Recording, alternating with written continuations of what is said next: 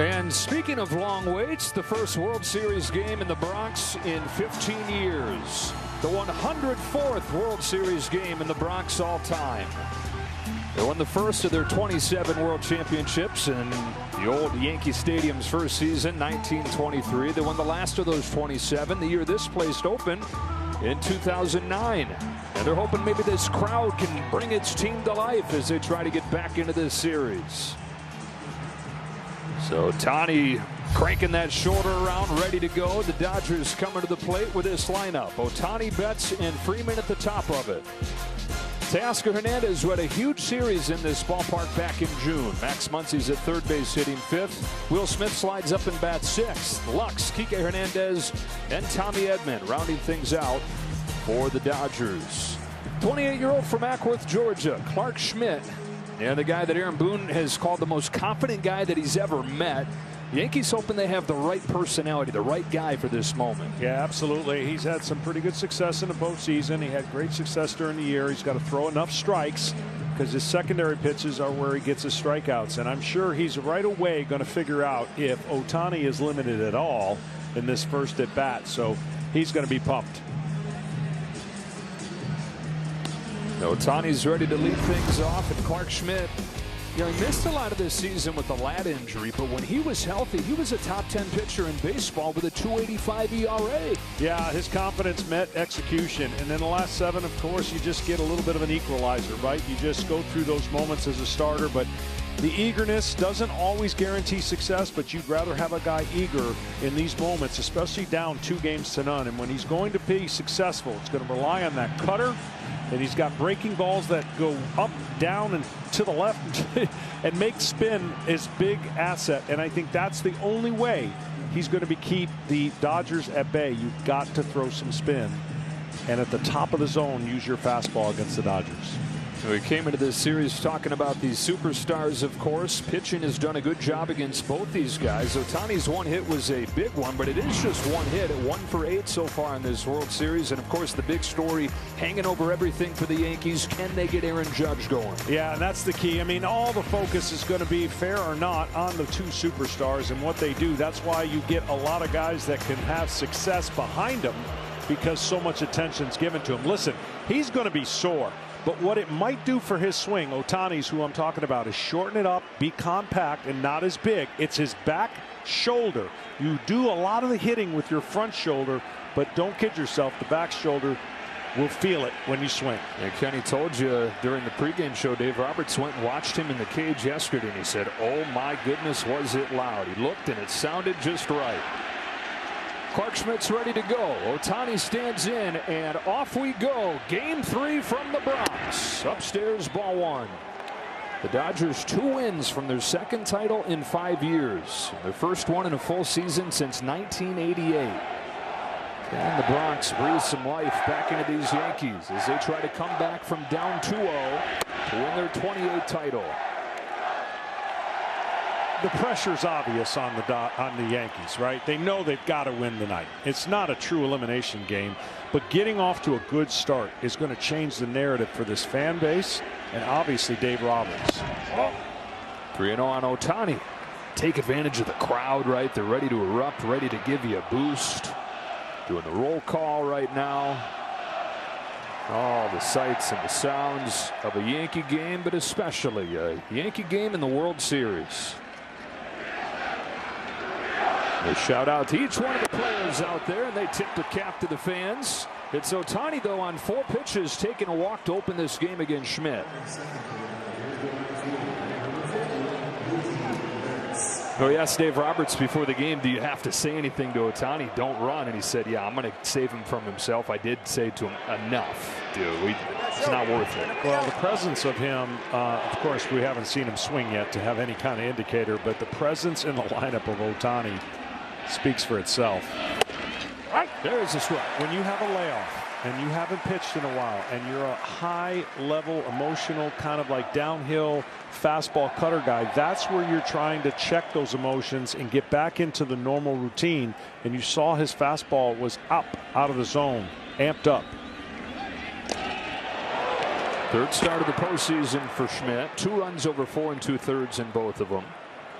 Yankees betting on his confidence, betting on his pulse, as he tries to reestablish the Yankees' rotation edge, seeming rotation edge coming into this series. Yamamoto outdueled Rodon in game 2. No balls and 2 strikes. Well, there's that breaking ball that he can throw. It's really, really tight, and it has great depth to it.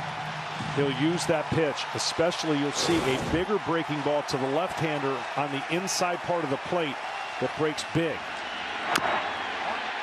That was the bigger one right there. Yeah, but he even shapes it differently against left-handers, so he can manipulate the baseball and create the lanes he wants against a right-handed hitter. And I would say that he's going to have to take care of the right-handed hitters that are in this lineup, because it's a deep lineup with a lot of thunder, and left-handed hitters, of course, providing a lot of that.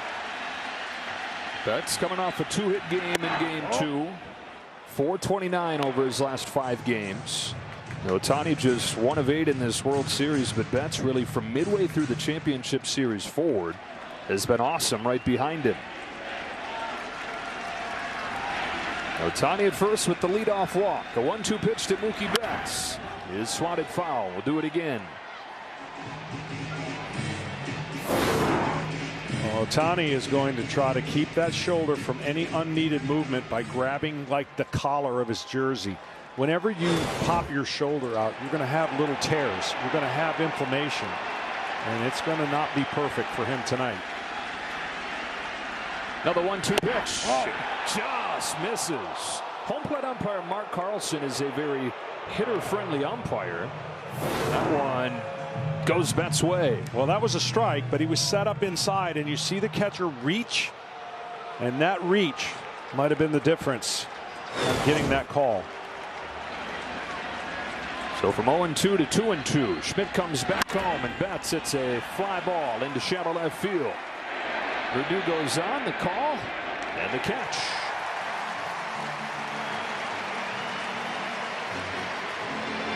This ballpark's so much different, obviously, than Dodger Stadium. This is a short to right, short to left poke. You could hit opposite field home runs here and be a hitter's dream. So you've got to keep the ball in the middle of the field. And an aggressive hitter like Freddie Freeman will attack the first pitch, and he was trying to lift the ball, I guarantee it. He showed that in his walk-off grand slam game 1. And coming into this series, going into that swing, you wouldn't have thought that he would be a guy you'd have to really worry about when it comes to keeping the ball in a small park like this. He hadn't homered in 41 days when he stepped into the box on Friday night, hit that grand slam, and he homered again in game 2.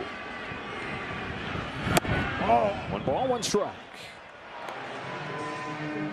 4 consecutive World Series games with a home run for Freddie Freeman. That is 1 shy of George Springer's record.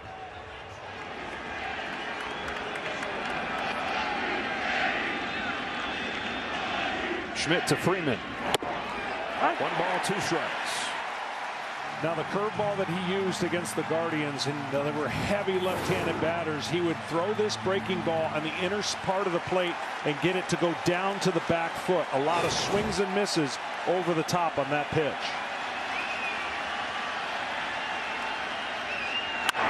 It is a fastball. It's ripped down the line. It is gone. A 5th consecutive World Series game with a Freddie Freeman home run. And the Dodgers are on the board first in game 3.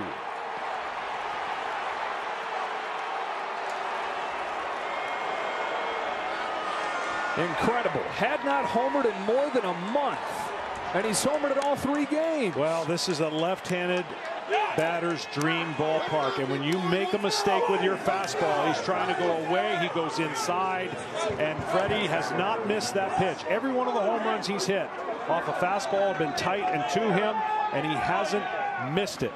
That's a mistake, and Freddie made him pay. 2-0 Dodgers, and that fast start you're talking about the Yankees desperately needing instead comes from the Dodgers. And Freeman has tied George Springer for the World Series record, consecutive games with a home run. And out to Teoscar Hernandez, ball and a strike. Well, 2 good things happened there for the Dodgers. Obviously the home run, and 2, Ohtani didn't have to slide at second or slide at home or do anything. He got to jog, Keep holding that shirt, keep holding that shoulder in place the whole way around the bases. Freddie Freeman is broken out with that ankle rested, of course, and a new little mental trick that he's telling himself: step instead of towards the pitcher, step out. He's not actually doing that, but it's just kind of unlocked his swing where he's not feeling the pain, cutting it loose. Because watching him during the division series and the championship series, there was zero thump. No, yeah, and his foot was bothering him a lot more, and he couldn't get that foot hit from the ground up. He was hitting all upper body and going the other way. Well, something's changed, and his ability to have timing and power now couldn't come at a better timing for the Los Angeles Dodgers. 2-2 to Hernandez. Bounces short for Anthony Volpe. 2 out. I really thought they were going to go to the breaking ball here, but he went to a fastball away, but he pulls it. And by pulling it in, see where the catcher had to reach? Nowhere close to the zone, and these hitters on both teams are good enough to make these disappear. There will be home runs tonight if pitchers make mistakes. First one goes to the Dodgers. 10 of their 12 runs in this fall classic have come off the long ball. 2 out, Max Muncy, strike 1 from Schmidt. We talked about, you know, I've been in all these situations, and what happens when a team gets down and the crowd is anticipating this is a game we have to win. You need something to shock the other side. Well, right away, the Dodgers threw the first punch. And what I mean by shocking the other side, your team that's down 2-0 has to have an unexpected situation happen where you go, oh, wow, and turn it, and it can turn the series. For the Dodgers, they don't want that to even be in play. And so offensively, they have been unbelievable. 0-2 to Muncy is cut on and miss for strike 3. Got the spin in on him, but Freddie Freeman got a fastball and did not miss. They continue to punish fastballs, and they continue to ride the long ball. A 2-0 lead for LA before the Yankees come to bat.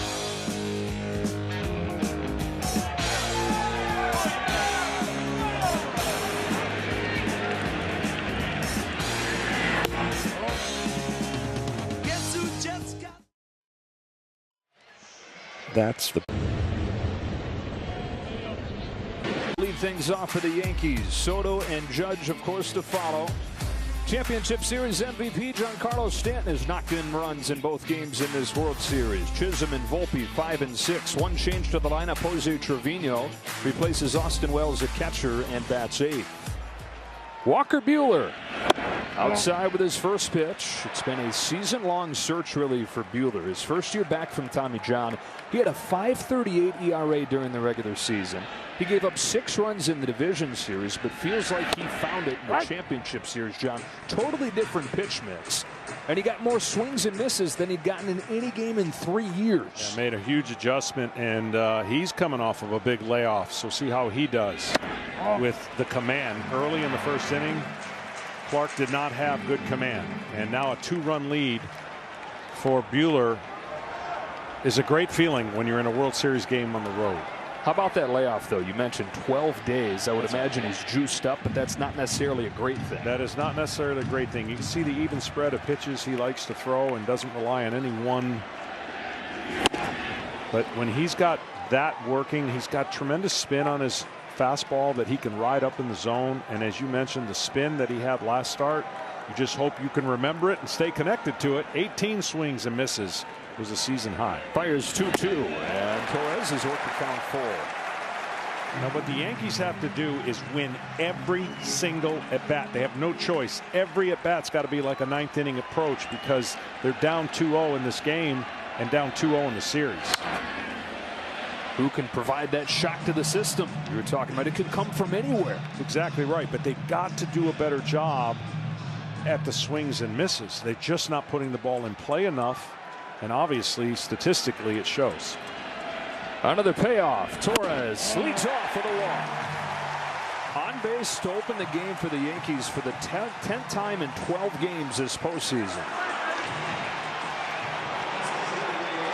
Take a look at Fox Foresight, powered by Google Cloud, as Juan Soto comes to the plate to a great hand from this Bronx crowd, who's hoping that they're not seeing the last of Juan Soto in a Yankees uniform because he's given them everything they've ever could have dreamt of in his first season here. We say thanks to Google Cloud for powering those real-time insights. Yeah, Google Cloud has done an incredible job. They get that so fast that they give us the opportunity to give it to the viewers of real-time stats. You got Soto up there, 3 out of 7, 2 walks in the 2 games in this series.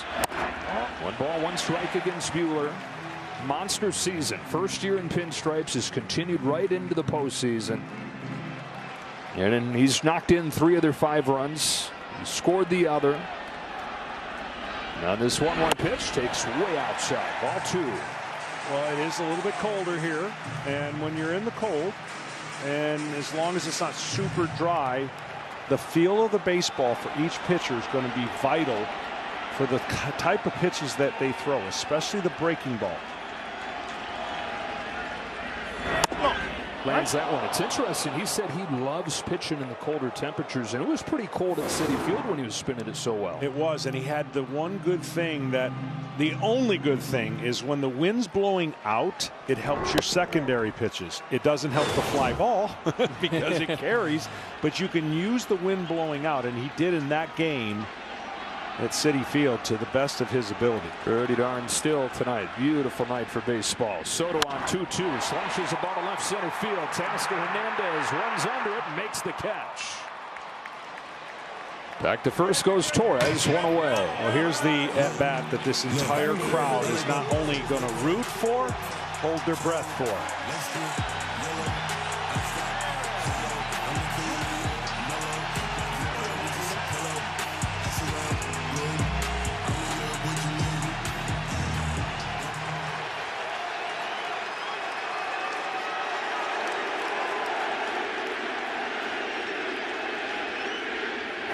Strike 1 as the crowd tries to remind him who he is. Yeah, the big thing about watch the barrel of the bat, and if he's got that tilt and swinging up, that's not the Judge that he's been for the entire season.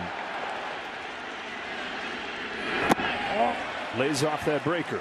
What happens is every once in a while, okay, you have to make him in conscience. Well, they did that in Game 5. He got hit by a pitch. So part of that is maybe since then he's leaking out, trying to anticipate the pitch in, therefore missing all the pitches away. It's a mechanical thing that you can do as a hitter and fall into a bad funk. Those numbers show you why he's not connected mechanically. It only takes 1 swing, 1 bad mistake to get this guy going. 1-1 pitch. Judge checks his swing again. That's a big deal right there. He said it, John, that to him it's simple, that he's got to swing his strikes, and if they're going to spin him like that, he's got to take his walks, hand the baton to Stanton behind him. That's exactly right. It's so easy to say, harder to do. Fouls it back. Healthy rip at a fastball. So he's seen more and more breaking stuff. Best fastball hitter in baseball. And in this postseason against breaking stuff, 1 for 20, 14 Ks, and most of it has been chasing off of the plate. And based on that high fastball, I would think curveball's coming here. On a 2-2. It is a breaking ball that he calmly takes, and the count is full. It started too low. If that pitch would have started higher, that would have been an attempted swing. It starts too low out of his hand, and Judge recognizes it and stays off of it. You talk about shocking the system. Nobody that could provide a bigger jolt than this guy right here. 2-0 Dodgers, bottom of the first in Game 3. Aaron Judge swings and misses. Buehler with a cutter to strike him out.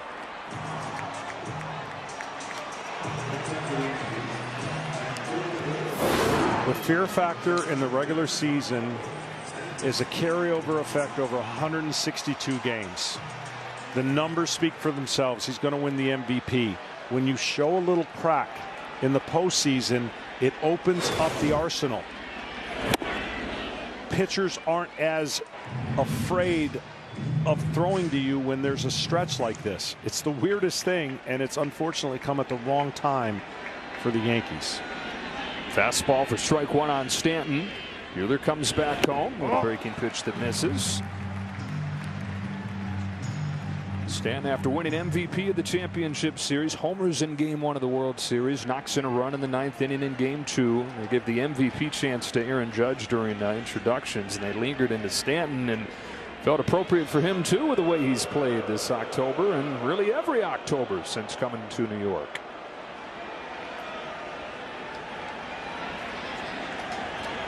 Torres started this inning with a walk, still at first, as Stanton takes ball 2. Well, right now, fastball, as you look at these two guys that just crush fastballs, right? But look at the rest. That's what's got to pick up. Can't just be a 1 or 2 man show. Sharply hit the short. Edmonds up with it, and that's a scoreless first inning for Walker Buehler. The Dodgers trying to get to within a win of a world championship and off to a great start.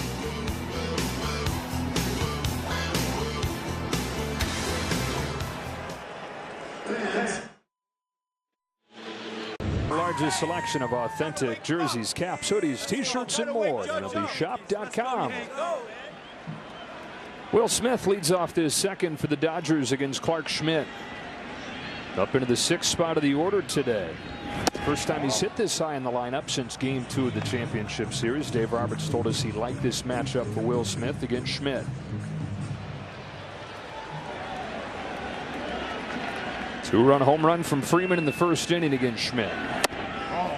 That's the pitch. He's got to make the adjustment. Been a little bit erratic with his command early on, and once a pitcher settles in and gets in a rhythm, it's way better to connect dots with his secondary pitches. Just a little off on that cutter. Home with the 2-0 and fly the other way. Back goes Soto to that short porch onto the track with room. Even the lazy fly balls can strike a little fear into you in this ballpark. Schmidt, first-round draft pick, 2017 out of South Carolina. Even though he had just had Tommy John surgery, Yankees saw enough prior to the surgery and bet on his makeup, bet on his character, his ability to come back from that. It was still a slow and injury-riddled climb to the big leagues, and it wasn't until last year that he stuck in the rotation. Outside with his first pitch to Gavin Lux, but they say better and better every year. Finally has the true stuff to go along with that confidence that he's always had. In a breakout season this year. Fires 1-0. Caught the corner. Well, that's what he did really well in his previous starts, is he got the outside corner with the fastball, and then he could pound in with the breaking ball and have both the left-handed hitters thinking away and then getting to swing over the top. All right.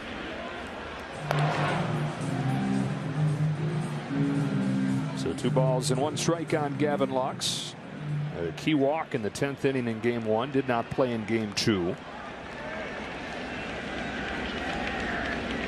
This 2-1 pitch. Takes strike 2, and we go down to Ken Rosenthal. Well, Joe, it's interesting. Clark Schmidt and Walker Buehler took similar paths into pro ball. Both were first-round picks despite well-documented elbow problems. Buehler was Andrew Friedman's first selection with the Dodgers. In 2015, the team took him 24th overall out of Vanderbilt, knowing he needed a Tommy John. 2 years later, similar thing with Schmidt. He had the Tommy John, and the Dodgers wanted him. They wanted to do the same thing they did with Buehler, but the Yankees grabbed him out of South Carolina at number 16, 7 places ahead of where the Dodgers selected him. And he's proven to be worth the wait. A couple Ks in this game. This is the pitch that Freddie Freeman will see the next time up. The left-handers, that's the breaking ball that falls off the table. They think, when you think away, and he establishes a way, then he comes in with that breaking ball. It is very difficult to hit. That will be the key for tonight. And these Dodgers have just hammered hard stuff all postseason. The cutter that Freeman hit for the home run. 1 ball, 1 strike on Kike Hernandez. 1 out of 6 in this World Series. Tripled and scored in the first game.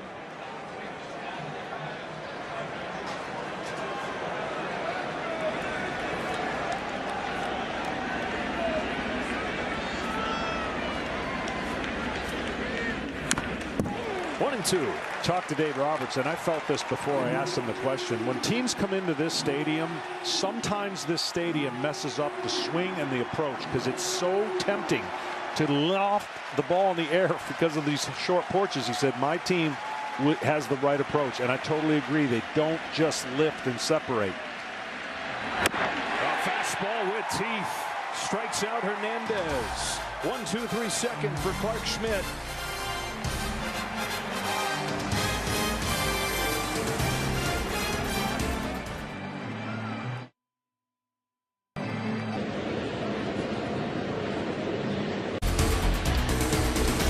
And by Chevrolet, together let's drive. The city has hosted so many World Series games throughout the years, from the Polo Grounds to Old Yankee Stadium, which is just across the street right there, lit up with the new or old fields over there. 104 games here in the Bronx. First one since 2009 here tonight. Strike or ball one on Jazz Chisholm. Walker Buehler in a 2-0 game 3. Well, Jazz is electricity, and he needs to get on base. He has a really big swing, and his swing has gotten bigger in this stadium trying to have that home run. Ahead 2-0. But if he shows that kind of patience and makes the pitcher come to him, then he becomes a threat, a dual threat. Not only getting a hit, but then once he gets on, stealing bases. It's been fun watching him flash some of that exciting style in this World Series. 3 hits, 3 stolen bases in the Yankees' long postseason history. He's the first guy to do that. The 3 steals in game 1. Had the Dodgers not had that late comeback, that would have been a bigger headline as he upturned that game. He doesn't get too big with this swing. 3-1 count, pretty much fastball is what you're looking over the middle of the plate. It was a fastball. He had one to hit and popped it up. Hernandez, 1 away. Play the MLB Playoffs Fox Super 6 Challenge today. It's free to play. Go download the Fox Sports app, make your picks for a chance to win your share of 20 grand in cash prizes. It's going to be hard for pitchers to live in the 3-1 category against these teams. Now that's a bonus out for Walker Buehler because he got behind to a pretty decent hitter with power and he got a pop-up. So that speaks to the value of his fastball right now.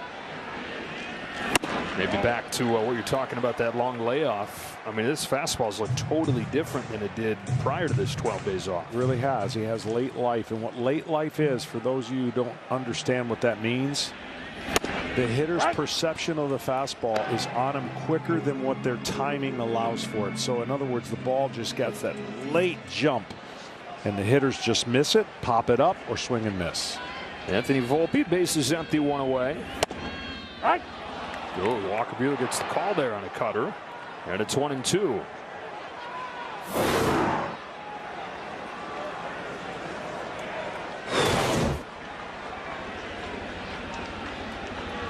Third World Series start for the 30-year-old from Lexington, Kentucky, who's home of the 1-2, and it's down and away. Some guys they get elevated this time of year, and this time of year has always brought out the best in Buehler. Game 3 against the Red Sox in 2018. Game 3 against the Rays in 2020. Struck out 10. Just 1 run allowed in 14 World Series innings.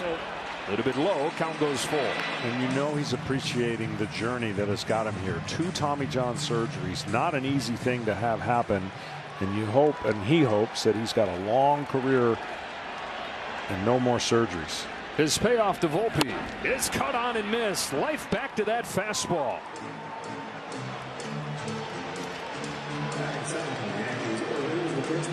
That looks like the old Walker Buehler. Sure does. Now, so far, 3-2 counts, 3-1 counts. It hasn't mattered. The fastball is getting to the point where the hitters who are struggling, he's keeping them struggling.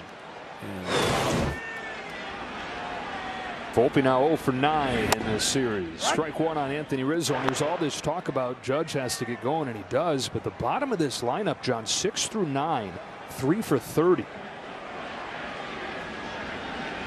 Rizzo takes outside. Tom was telling us before the game, Anthony Rizzo led a meeting a few hours before the game. It's a guy who's been here before, down 3-1 with the Cubs. Took charge and delivered a message. It was short, but impactful for these Yankees. It's the best I've seen Walker Buehler throw a baseball this year. So to your point, if he likes cold, sure looks like he's thriving in it. He said he had a couple years at Vanderbilt. You think SEC, warm weather, but pitched really early on where it was always cold. Breaking pitch to finish off Rizzo. Since the leadoff walk to Torres, 6 up and 6 down for Walker Buehler.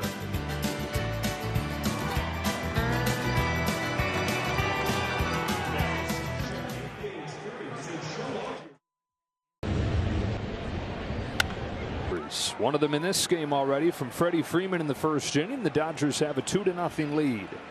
9-1-2 coming up in the third. This is Tommy Edman. Home run and a double in game 2 and 5 consecutive multi-hit games, which is 1 shy of the postseason record. There's a lot of things you can talk about before the season or series and try to predict. Some of the things that are happening, I don't think you could have predicted. That's what makes playoffs actually awesome. Yeah, you got Tommy Edman adding his name to a list of guys like Soler and Steve Pearce and David Justice, Ricky Henderson through the years, guys that have been acquired mid-season and then made their mark in the postseason. His may be especially surprising when you consider that he didn't play at all until mid-August this year. He had elbow surgery at the end of last season, injured his ankle while he was coming back. And he's got a full pitch walk to open this third, the same way Ohtani opened the game. Well, the one thing you got to give the Dodgers credit, and I know a lot of people are going to say, well, they got so many resources to do things. They look for a particular player that fits what they're trying to do, and they just don't swing like crazy. They don't expand the zone.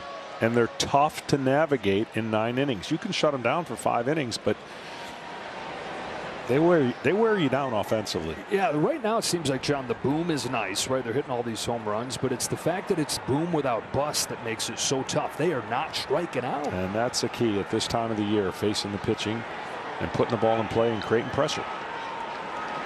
All right, so the star of this Dodger show comes up to the plate here in Shohei Ohtani. And that same mobility and flexibility that helps him be so explosive can lead to what happened on Saturday with that shoulder popping out. Some of that he's born with. Some of it comes from his days as a swimmer. That was his first love growing up in Japan. And go figure, he was a champion at that. Tom Verducci said that his coach, his swimming coach, thought that he could have been an Olympian as a swimmer if he decided to go that route. Pretty good choice he made going baseball. Seen 5 pitches, none of them close from Schmidt. First inning erratic. After the home run, he got locked in. 13 out of 20 strikes. Now back to that erratic part of the command. He's got to hone that back in, or it's going to be a shorter outing. Here's his 1-0. That is outside ball 2. No matter what Ohtani's feeling, whether that swing is good or not, just his presence in the box seems to be altering Schmidt. 7th pitch that he's thrown to Ohtani, trying to find the strike zone for the first time. He does. Yeah, if nobody knew, let's say something happened and the world didn't know that Ohtani was hurt. If he stood in the box and never swung, the pitcher wouldn't know that, and he may walk him 2 times. On this 2-1, he swings and misses. Good knuckle curve right there.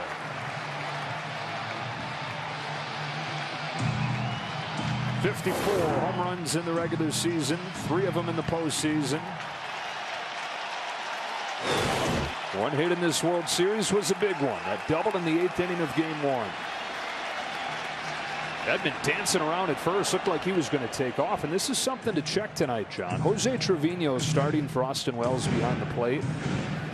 80% success rate against him in stolen bases during the regular season. In the 1 game he started in the postseason, the Guardians ran wild. He goes. Ohtani chops one right side. It'll keep him out of the double play. Torres to get Ohtani. Well, he had his first swing. Has that arm in place. If you happen to just be tuning in, you may look at that and say, oh boy, it doesn't look good. He's holding the arm up. We've seen him do that throughout this game, just intentionally keeping it as stable as he can. Runner at second, 1 away. Here's Mookie Betts.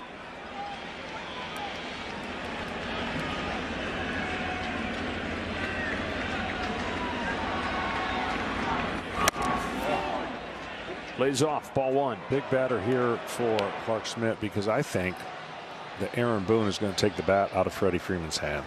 I think he will. I think he'll walk him and pitch to Teoscar. I mean, pick your poison, but right now Freddie has been locked in with the power stroke. And a key batter, because you really can only do that if you get Betts. That's right. I mean, it's the biggest interesting statement when you say there's a base open, because usually that's referring to first base. But if Mookie walks, there's still a base open. It happens to be third base. Yeah, how bad do you not want to face the next guy? Clark Schmidt, one thing he's done really well this year, he's the best pitcher in baseball with men on base. Boone's kind of a reflection of that mindset of his, a competitive and confident guy that he is. Doesn't matter how up against it he looks. He thinks he's going to get out of it. His 2-1 is swatted foul, 2-2. Well, coming into this, one of the struggles he did have was leadoff batters, and that has shown itself in the couple innings already. And that leadoff batter in a postseason game is like 10 times more important than a regular season game, because that stress is 10 times more stressful. Exactly right. 2-2. Pop up. Does Rizzo have room? He doesn't quite. Reaching as far as he can. It's another reason why this ballpark's such a hitter's park. There's no foul territory. So even that right there would have been caught in about, I don't know, guesstimating half of the parks. And as a hitter, you dream of these things, because there's a lot of foul balls that end up getting caught that won't be caught here. Dodger Stadium, most likely. That's playable ball for Rizzo. So fresh life here for Mookie Betts. Edman at second, one away. 2-2 pitch.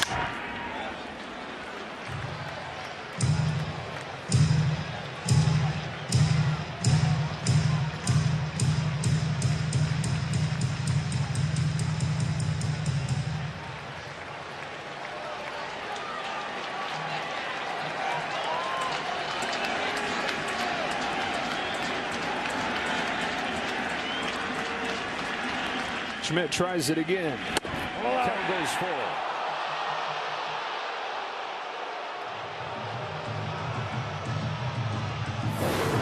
Well, this was a great pitch, and it put a lot of pressure on Mookie. It's a ball, but it's a great pitch. And this goes to show you the discipline and just the hand-eye coordination of Mookie Betts. On this payoff, Betts swats it foul. Do it again. We've talked about this as this postseason has gone on, but all the attention for Shohei Ohtani and then lately Freddie Freeman's heroics. Betts somehow gets lost in the shuffle. But an 8-time All-Star, former MVP himself, one of the best players in baseball. Trying to add on for the Dodgers here in the third. 2 wins away from their first full season title in 36 years.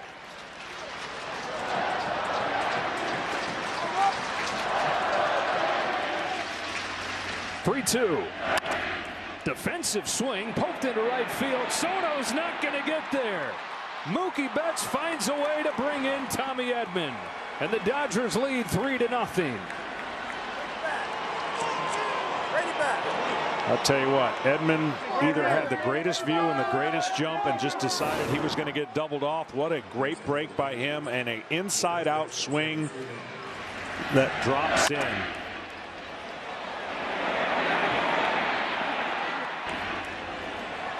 He sees it and he takes off. And once that is happening, he doesn't even have to worry if it's caught or not, because he's either going to be out or safe. Oh, ball on Freeman. Yeah, that completes the picture for the Dodger offense, because they turned into a pretty home run reliant team the last few games. But whatever the situation calls for right there from Mookie Betts. Now Freeman, who's homered in all 3 games in this World Series after his first inning blast. Waits on a 1-0. And a ball 2. I tell you, with the pitch clock, watch this with Clark. He's taken his time in running the clock down to a point where if the base stealer can use that to his advantage. And normally you get on the mound with at least the opportunity to throw a pitch before 5 seconds, 4 seconds, but it's getting down to 1 almost in this inning. And so the base runner can see that too. The hitter sees it, the pitcher sees it, but this is the trend where it typically gets close to the end. Got a good lead over there, not going. 16 out of 18 stolen bases for Betts this year. He's got another one in the postseason.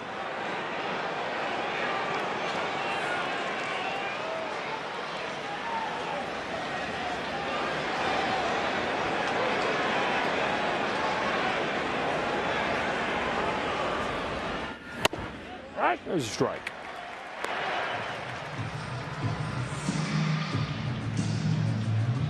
Freddie Freeman more extra base hits himself than the Yankees have as a team.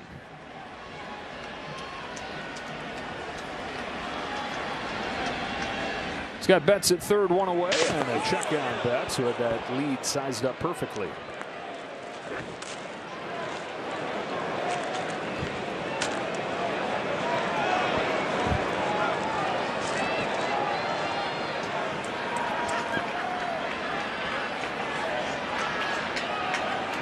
Now 3-1. Freeman takes ball 4. Third walk issued by Schmidt. Now Freddie Freeman, as we take a look at StatCast 3D, powered by Google Cloud, had those 2 home runs with the Braves in the World Series, and he's homered at all 3 World Series games as a Dodger. Well, they've made mistakes to him, and he has made them pay. All in the inner half part of the plate, in on the zone, and he has been on it. That's locked in. Dedicated that grand slam swing to his dad, Fred. He said, my swing is because of him. My approach is because of him. I am who I am because of him. All the batting practice they did through the days growing up in Southern California, and he's added his name to Dodger postseason lore.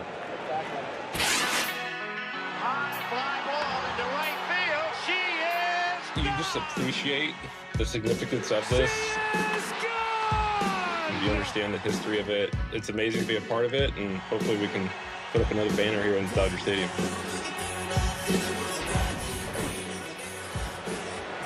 Third season with the Dodgers, a guy that never thought he'd play for another team. His whole career in Atlanta, things fell through there unceremoniously at the end. It was tough for Freeman coming over to the Dodgers, but feeling right at home these days.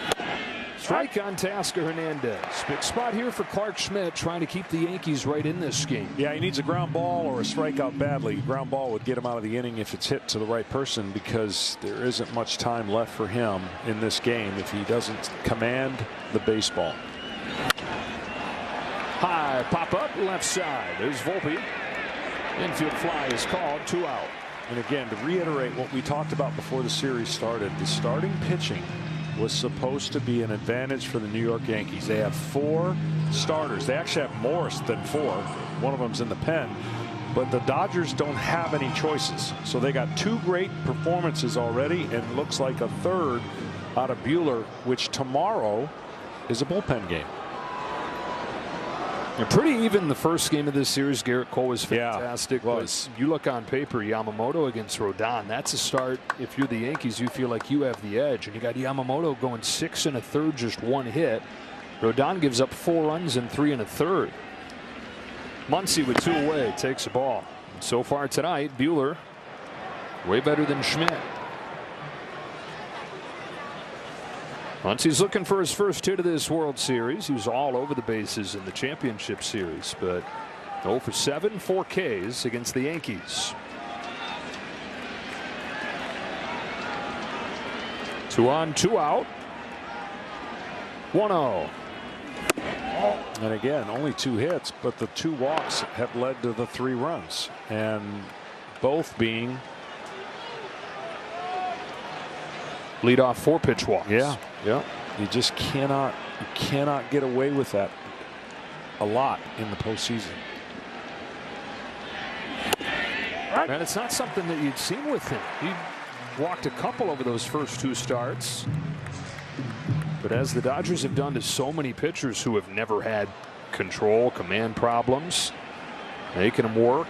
Deep counts. Taking a bunch of walks. 2-2 on Muncy.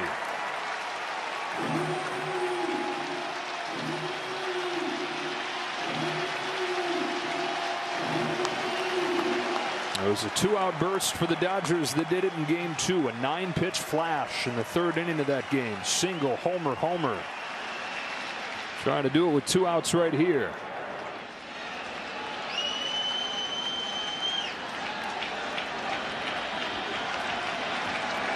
Running the bank on Betts' base hit. Freeman at first with a walk.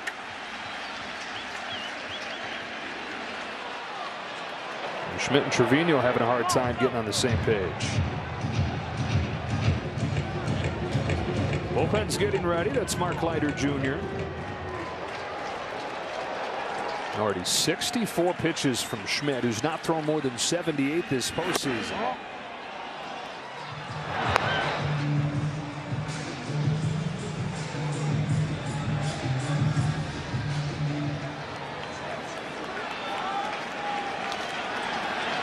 Runners to get a head start here. 30th pitch of the inning is a payoff to Muncy, and it's fouled off.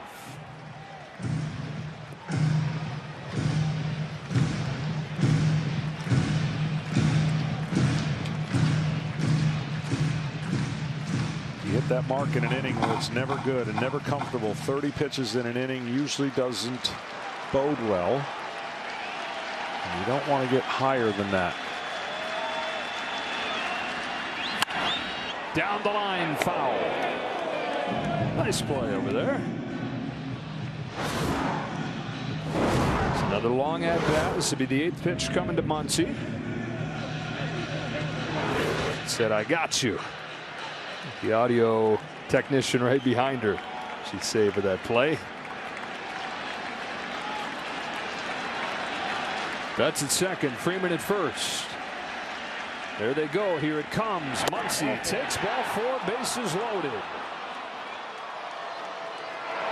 And that is going to do it for Schmidt. He lasts only 2 2/3, gives up only 2 hits, but the 4 walks spell his demise. And Aaron Boone has to go to the bullpen here. Chasing it in the series, now going to have to chase it in this game. Down 2-0 in the series, down 3-0 in the game after Mookie Betts says, "Get off me, ball." And the Dodgers grow the lead 3-0.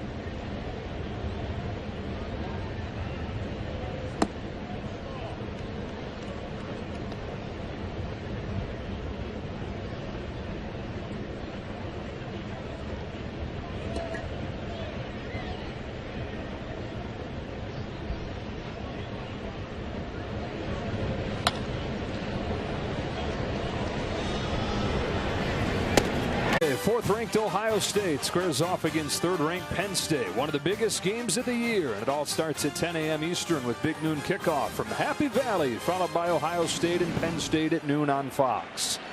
Bases loaded for the Dodgers. Will Smith against Mark Leiter, who delivers ball one.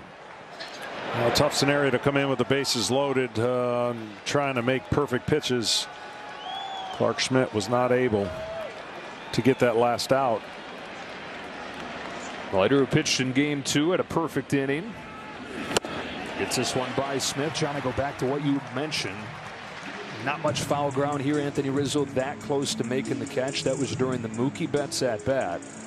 The little things in the postseason. He was inches away from ending the inning. Dodgers have gotten a run since and gotten the starter out of the game. Smith ahead 2-1. And this crowd restless.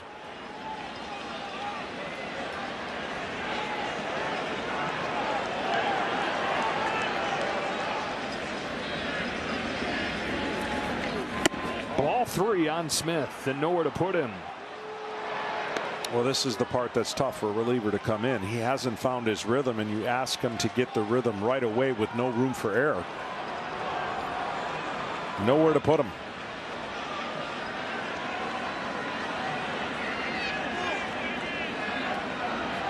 Trevino's telling him step off.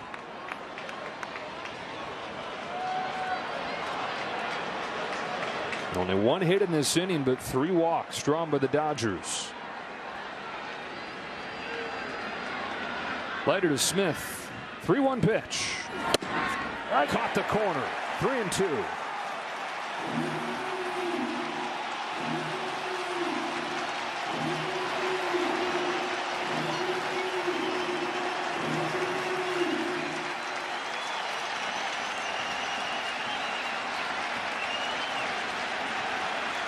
Can Leiter make a pitch here? Bases loaded, 2 out. A 3-2 is grounded back to him. He sawed him off and got out of the bases loaded jam.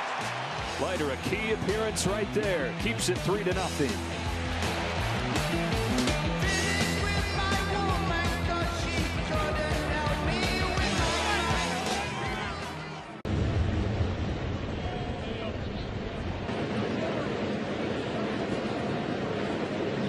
Schmidt, 68 pitches to get you 8 outs. What did you see from him? Yeah, just struggled with his control a little bit. You know, stuff was fine. You know, obviously 4-pitch walk to start the game with Shohei, and then just struggled to reel it in. You know, had some swing and miss going, but not his normal command.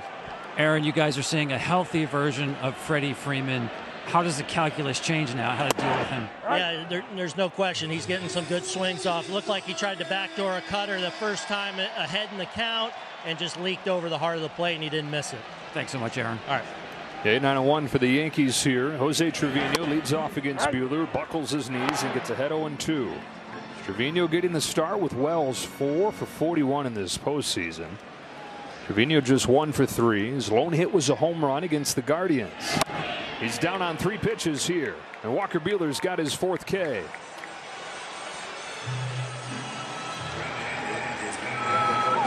Again, you got to give credit to the Los Angeles Dodgers, their game planning and their pitching, because statistically, this was not the team, the New York Yankees, that what they're showing in the postseason.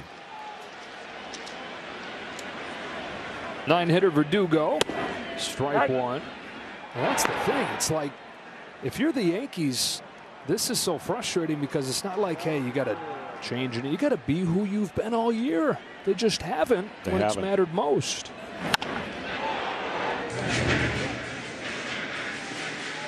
And the one advantage that was clear for the Yankees coming in was the starting pitching. They've gotten just 12 innings from their starting pitchers. 6 of those came from Cole in game 1, but 3 1/3 from Rodon, even shorter than that from Schmidt here in game 3.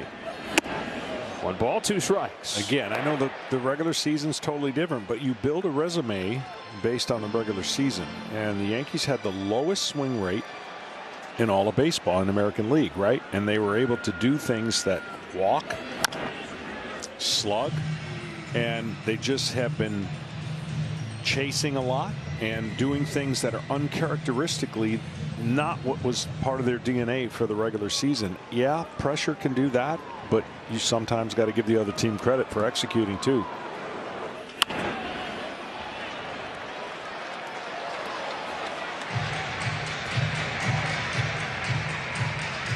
Walker Buehler, 2 best games of the year coming at the most important time, both coming in New York.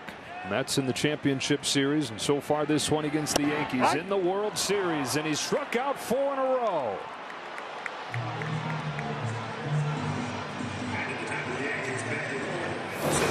I mean, he just threw a 2-seamer for the ages right there. Started in, you see the hitter buckle, and it was tremendous movement back for a strike. Can't you just see it, the look in his face right now that he is feeling it?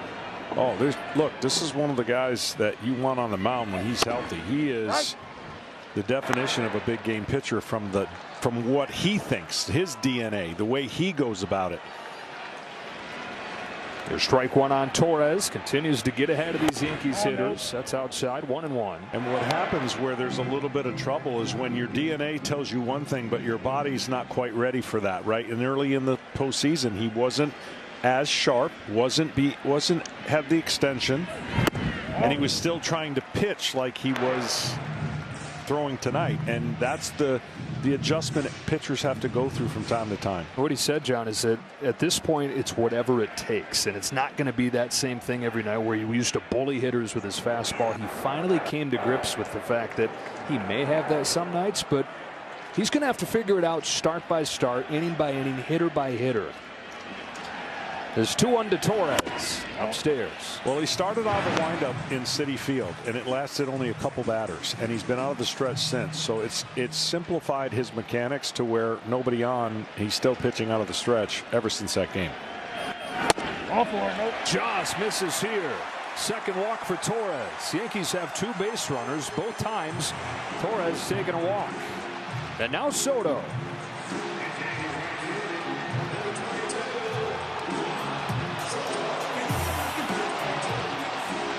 Man, do they need something. Yeah, they do. And they're pitching him, and he's not expanding the zone. But again, I would expect him to be aggressive here on the first pitch.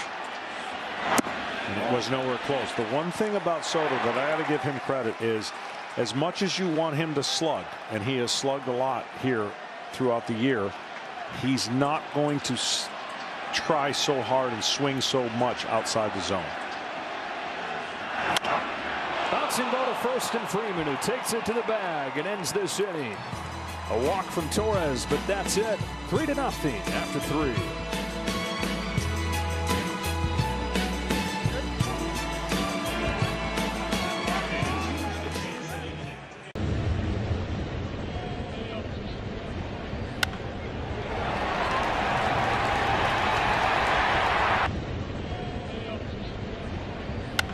No extra base hits the first 2 rounds, a home run in each game of the World Series. What changed? Yeah, you know what, I think right now he's feeling as good as he's felt in the last, since the injury. He's being able to stay firm on his front side, and, they made some mistakes with the heater in, so, he made him pay and took a really good swing. Walker Buehler was very good in Game 3 of the NLCS. Is this the best you've seen him this year? Yeah, it is. I think right now he's on a heater. I think right now this is as confident as I've seen him. Tonight, this is as good as I think his stuff has been as far as the compilation of his stuff, the fastball command, the life to the fastball, the cutter, the curveball, the sweeper, whatever. So, yeah, he's throwing the baseball really well right now. Last thing, how is Ohtani? Shohei's doing all right. Just him being in the batter's box certainly is a presence, and he's grinding, and he's not feeling his best, but, whatever percent of Shohei is better than most people. So I just commend him for posting. Dave, thanks a lot. Joe, back to you. All right, Kenny. 3 balls, 1 strike on Gavin Lux. Spot him in the Dodger lineup here in the 4th inning against Mark Leiter Jr. Dave Robertson, his 9th year as the manager, looking for his 2nd ring. He navigated the Dodgers through the onslaught of injuries this year to 98 wins, the most in baseball.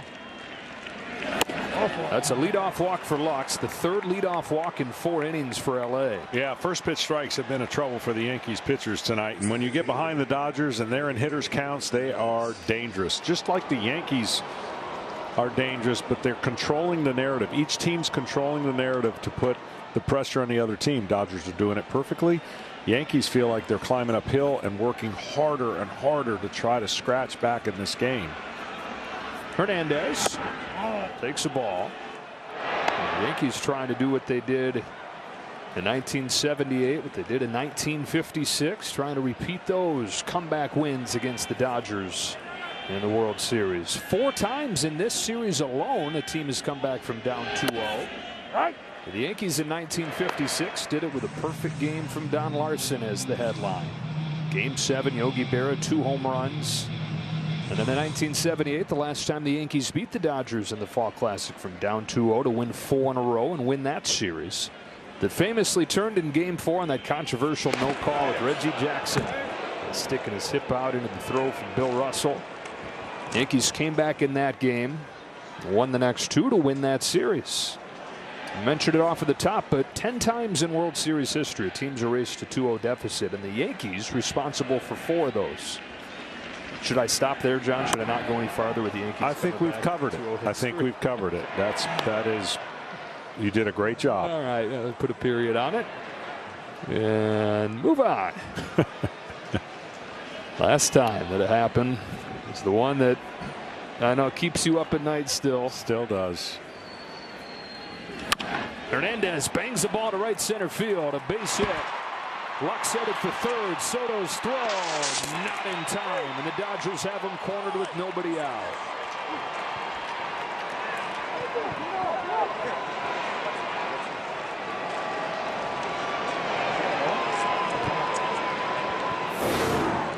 Just a good piece of hitting here. Level swing, right center. Not trying to do too much. The sense and the calm of the lineup for the Dodgers. Yeah, it's a little easier to play when you're up 2-0. Don't get me wrong, but their approach hasn't wavered this whole postseason, and that's why they're on top. They're not swinging and missing a ton, and they're hitting mistakes. Tommy Edman, the hitter. Chisholm on the grass at third. Edman shows bunt, takes strike 1. Slugging cleanup hitter against left-handers. Pesky 9-hitter against righties. Well, now that defense has a ton of options they got to protect against.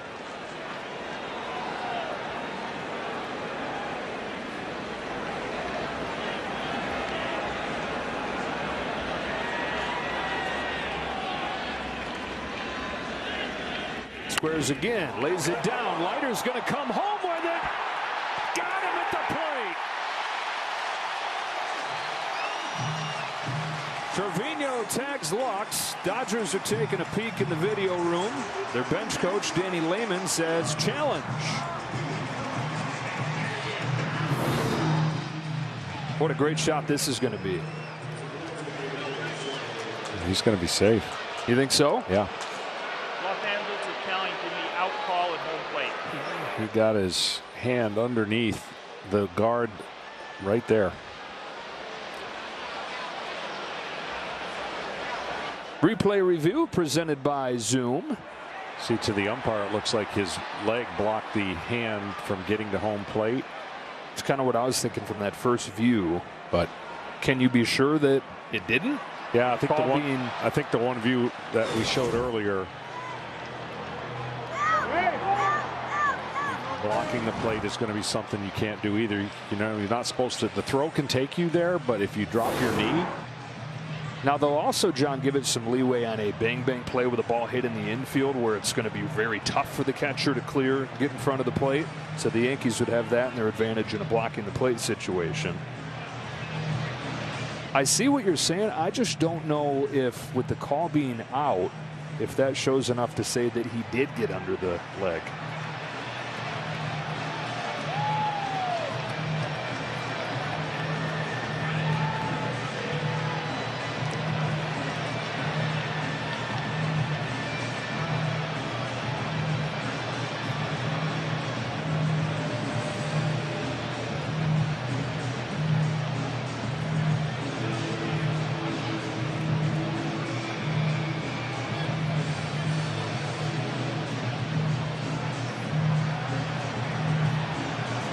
That's a great look right there. That's the one I was talking about. That's the one that looked like he got his hand in there underneath the leg. After review, the call on the field stands. The runner is out.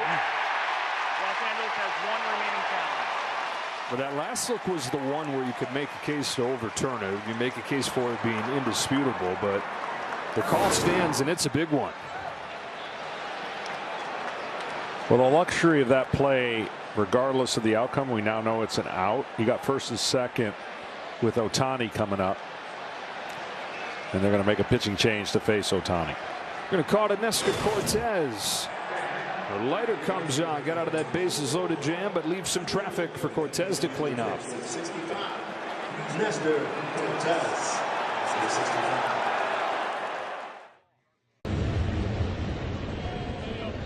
In second, Shohei Ohtani at the plate, and it's Nestor Cortez, who retired Ohtani on one pitch in the 10th inning in Game 1. One pitch later, that game ended.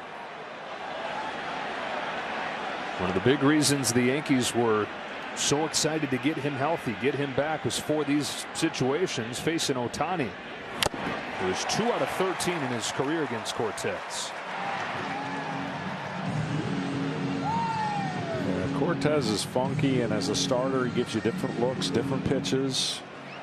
And we talked about it in that game. He had been out of action for a long time. What a tough spot for him.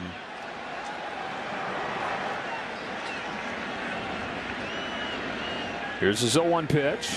Ball down. Doesn't get the call.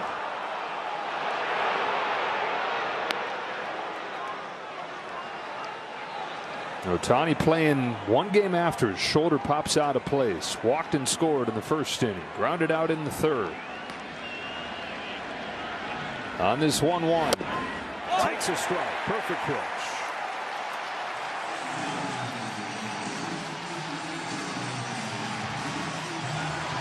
Well, the pitcher didn't like the previous one. The hitter didn't like the latter one. And I think now there's room for a breaking ball on the outside part of the plate if Cortez wants to go to it. Just needed to cover more of that plate. Put that pressure on Ohtani.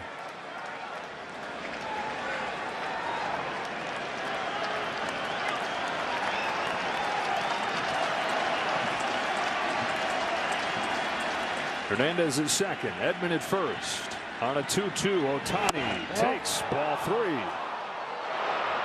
Carlson's been consistent, not giving the pitchers that low strike.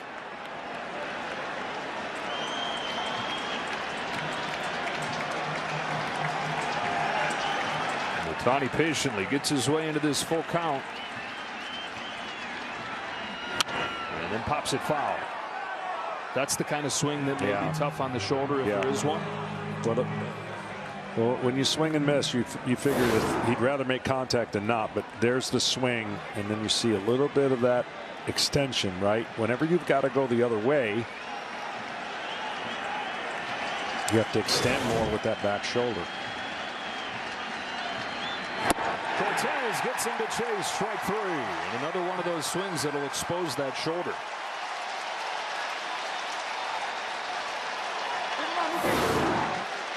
Yeah, this one's out of the zone. He gets his left hand off the bat really quickly right here, trying to go get it. And you wonder, watching these swings here, can Ohtani keep going? 3 games in 3 days here. The Yankees can force that 5th. Betts with 2 out. Cracks a fly ball to left field. Verdugo twists around and makes the grab. Nestor Cortez hoping he can shift the momentum, breathe some life back into this place. Can his offense pick up where he leaves off?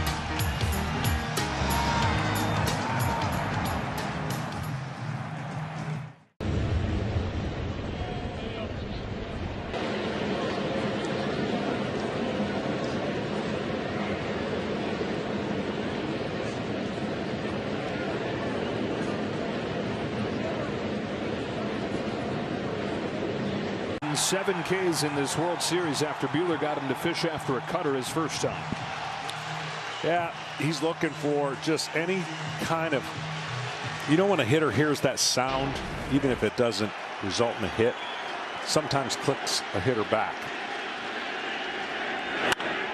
goes the high drive to left field and just got it off the end of the bat. That'd be an example of hearing that sound, but maybe not getting anything out of it. And that's just the timing of Aaron Judge. You can tell he's just trying so much to get reconnected to the form in the regular season. This one looked like it would get him going. The first one in the zone, but off the end of the bat.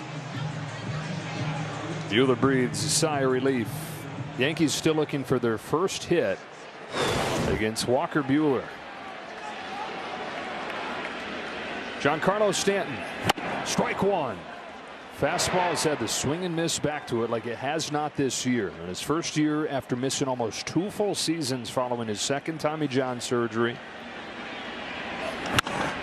That's hooked towards the left field corner. Going to give the Yankees their first knock of the ball game. Hernandez to get it on the track. Giancarlo Stanton into second with a double. And finally, these folks with something to get excited about.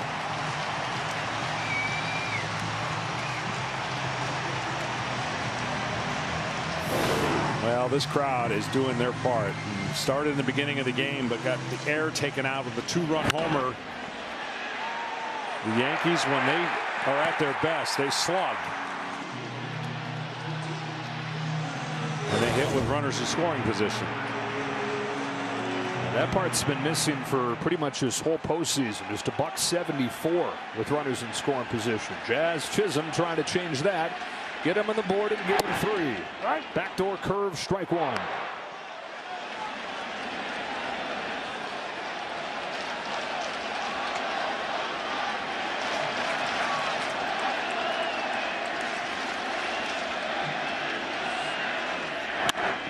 Line drive right field. Betts comes on and makes a diving play.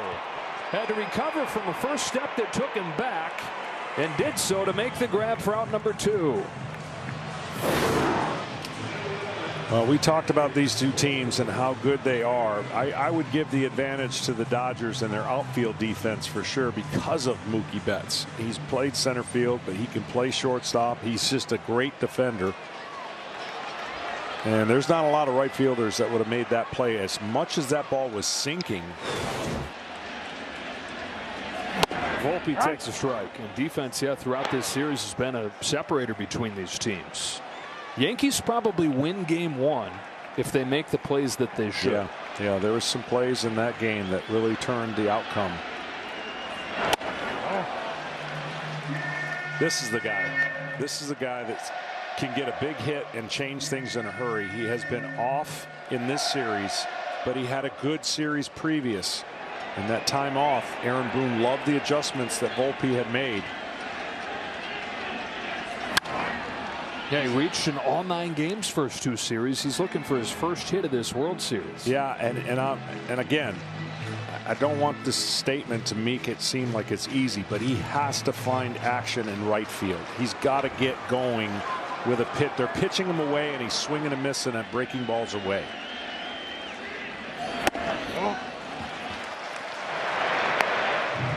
This one is almost 100% should be a breaking ball based on everything that the Dodgers have seen from the Yankees hitters.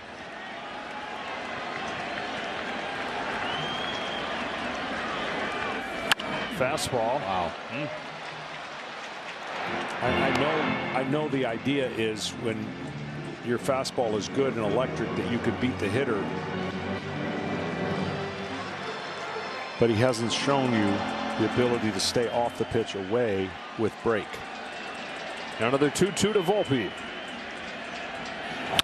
Hooks it into left field. That's down for a base hit. Here comes Stanton. Here comes Hernandez's throw. It is in time. Perfectly thrown. Teoscar Hernandez cuts down Stanton at home plate.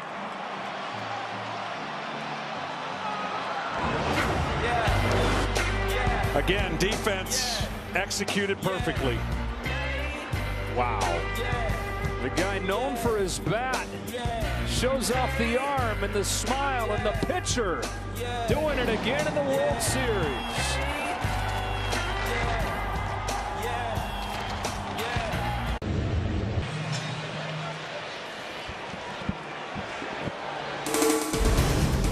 Welcome you back to the 2024 World Series on Fox, presented by Capital One, as Freddie Freeman takes a ball from Nestor Cortez, who was not about to give him a first pitch fastball over the plate.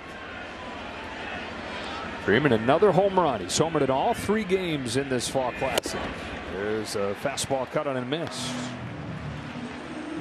Cortez came on, was able to get out of the 4th inning, leave the bases loaded, striking out Ohtani, getting Betts to line out.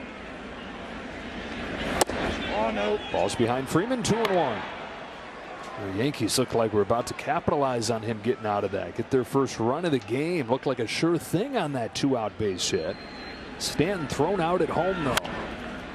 Soft ground ball to third for Jazz Chisholm, and he makes an error. And the defensive disparity between these teams grows. On one side, you've got an error. On the other side, you've got this. Yeah, Stanton maybe not the most fleet of foot, but it definitely didn't help that he didn't get the greatest jump, and the throw was right on target. 94 miles per hour. Teoscar Hernandez's fastest throw of the year. He says, I got him. Now he's at the plate. Lofton one foul. He's back in the city where he first flexed his big game muscles for these Dodgers earlier this season. A 3-game series at Yankee Stadium where he had 3 home runs, knocked in 9, had a game-winning double in extras. Cranks this ball on the line to center field, but Judge is there. Well, the throw is what every left fielder dreams of, when you can throw it right on line. It's just a perfect crow hop, and the angle and the ball that Smith can come up the line, meet the throw, and make the tag like a middle infielder. And there's that smile that's endeared him wherever he's gone. Houston to Toronto to Seattle last year to the Dodgers on this 1-year deal. Muncy up the middle. To the bag goes Torres for a double play. Rizzo able to hold the bag there. We're halfway home in game 3.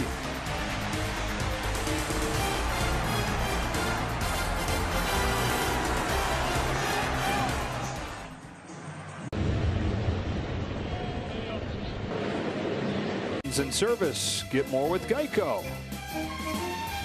Well, the famous faces and names in this series extend from the field to the broadcast booth. In some cases, like Phil Rizzuto, both those.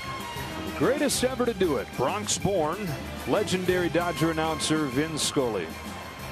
He joined the Dodger booth in 1950, called his first World Series in 1953, at the age of 25. Anthony Rizzo pops up the first pitch that Walker Buehler throws. Tumbles down to Mookie Betts for the first out of the 5th. The rewarding performance is sponsored by Capital One, and it's all about Walker Buehler in this game, who's given up just 2 hits. Yeah, he's been great. On top of every pitch, throwing strikes and making big pitches when he's gotten to 3 balls and 2 strikes, or 3 and 1. Trevino, bases empty, 1 away. Upstairs with a fastball. It's a guy in Buehler, debuted in 2017. One of the top young pitchers in the game. Forget the word young. I mean, there's a stretch there where he was one of the top pitchers, period. In fact, his first 5 seasons before he got hurt, he was 45-16. And the Major League ERA leaderboard went DeGrom, Scherzer, Kershaw, Buehler. Yeah, it's pretty impressive.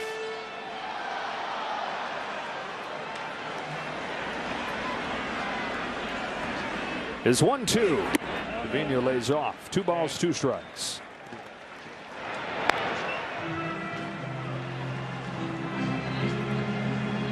Trevino struck out on 3 pitches his first time up there. On this 2-2, he's worked it full.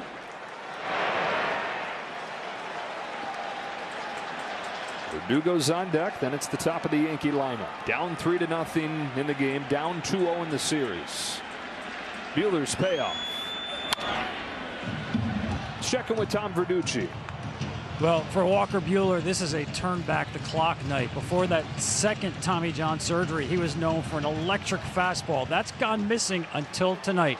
6 swings and misses on the heater in 4 innings. That's more than he's had in any game since 2021. Top left side, won't be an easy play. Muncy gobbles and throws in time. A little help in the fact the catcher was running. 2 out.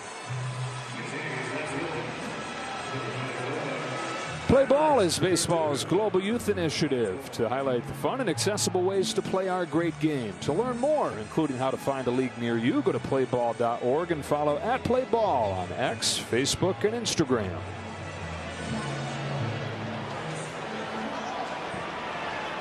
Verdugo, bases empty, 2 out.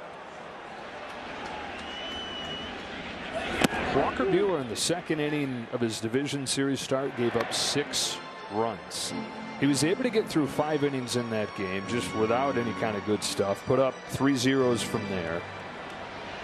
That started a string where it's 11 consecutive scoreless innings. And at that point it looked like he was just fighting.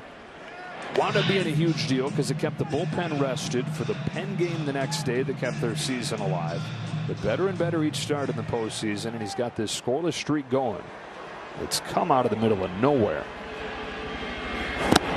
Well, and I'll tell you what a difference a series makes, because the last series, even though they got some good outings, they weren't deep. You know, they got taken out before the 5th inning. These first 3 games, with 1 out to go, every starter will have gone at least 5. Line drive, right center. Betts is there.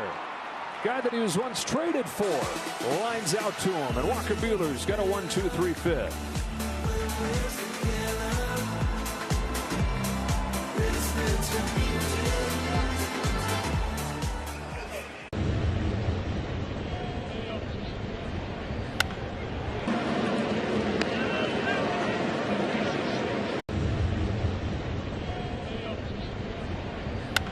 Team has the most World Series titles. There's a pretty good hint right there. These New York Yankees are trying to author a comeback from down 2-0 to get their 28. Jay Cousins into the game. He's on the outside corner with a strike to Will Smith. 65% of the time, he's going to use that slider. 3rd game of the World Series. He's pitched in all 3 of them. Gave up 2 runs in game 1. He pitched a scoreless inning in game 2. The guy they got from the White Sox for next to nothing this spring. 6, 7, and 8 for LA. Smith 0 for 2.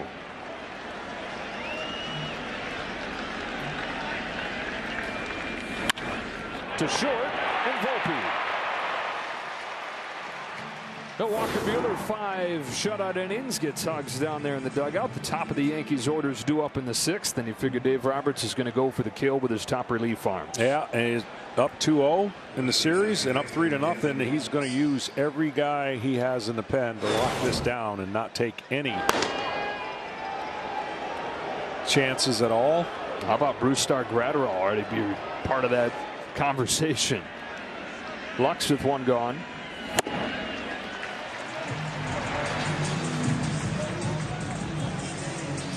Lux reached in a walk his last time and then was out on a bang play at home where went to review. The call stood that he was out.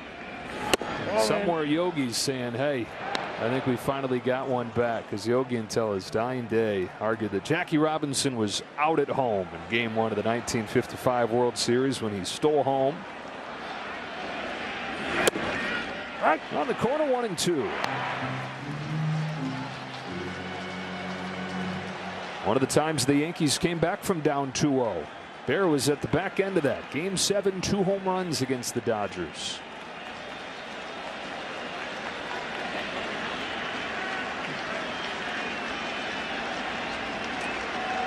The 1-2 from Cousins.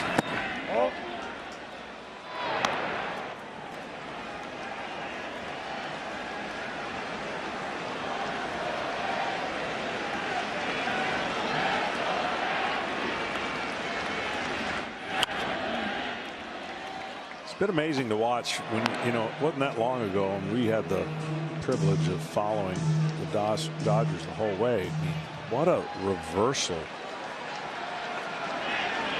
after being down 2-1 to where they are right now to the Padres. I mean, that is Ouch. Lux wears this one.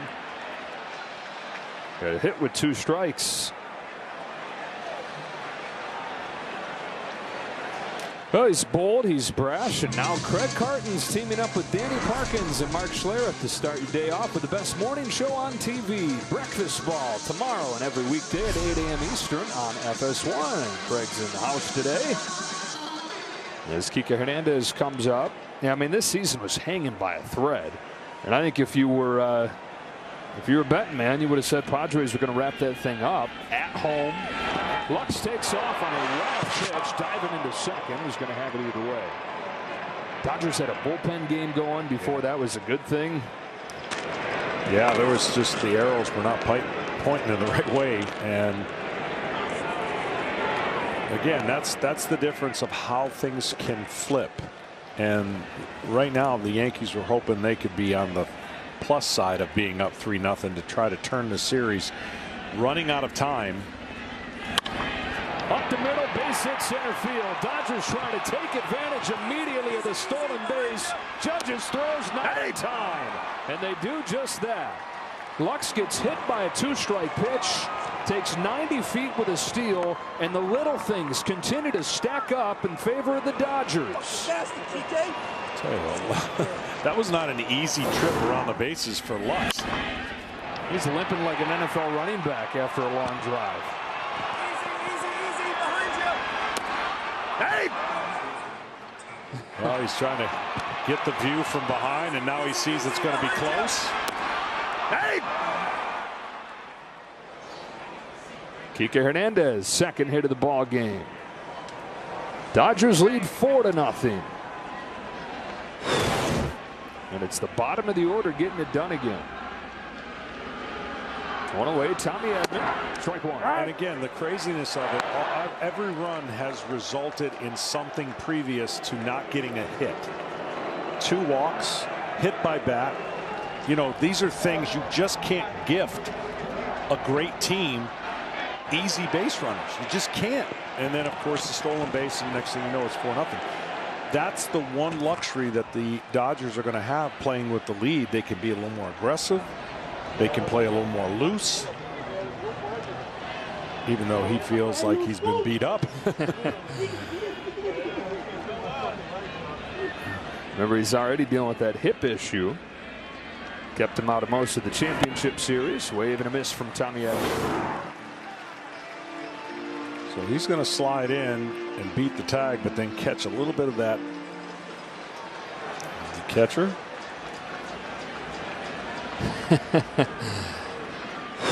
He is huffing and puffing. Oh. Now, since the Yankees took a 3-2 lead in the top of the 10th inning of Game 1, Dodgers have outscored them 12-2, outplaying them on the margins. All out. 3 of the 4 runs today, to your point, coming in on walks and hit by pitches, or those guys at least reaching base. The one big swing, Freddie Freeman's home run. One in every game for Freeman. Oh.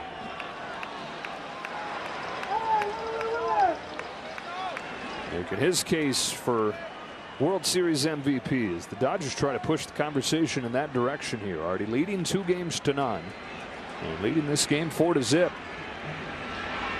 There goes Hernandez. A swing and a miss from Edman. Trevino's throw in time. Strike him out, throw him out. Dave Roberts saying hang on. They're taking a peek here. You get 2 challenges in the postseason. They've already used one. And looks like they say play on. So Trevino cuts down Hernandez and ends this inning, but the Dodgers add a run on a Hernandez base hit.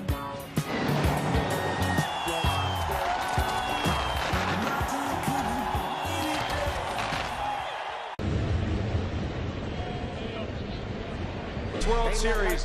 Ripped down the line. It is gone. Mookie Betts finds a way. They not like us. They not like us. Dodger bullpen goes to work. Top of the Yankees order. Strike one eased in there. 101 from Brusdar Graterol. It just looks like everything he does is so, oh well, and live on. Ho hum and then triple digits. 1 ball, 1 strike. He had not pitched in a month when he took the ball in game 1 in the 7th inning. Pitched a scoreless inning.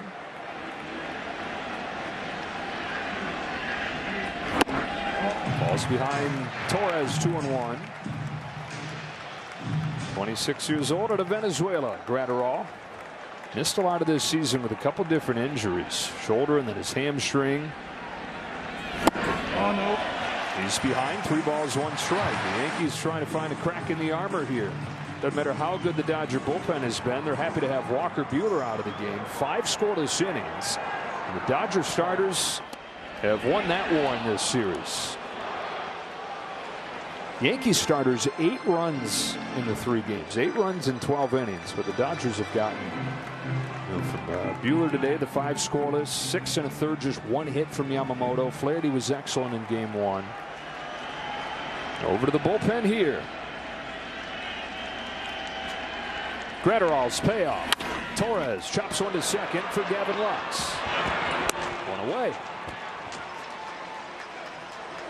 Well, if tonight's game ends in a walk-off, Capital One will donate an additional $10,000 to the Jackie Robinson Foundation as part of the Capital One walk-off program. To date, Capital One has donated more than $1 million to the foundation to support its programs and initiatives, and the Yankees fans are hoping and praying that they're donating $10,000 more tonight. Soto, bases empty, 1 away. 0 for 2 in this game.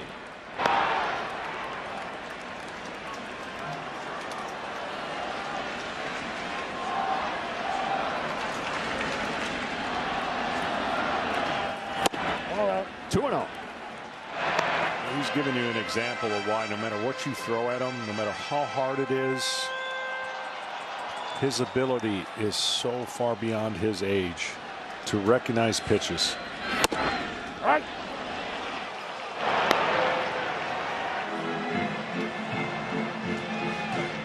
Stubborn as they come up there.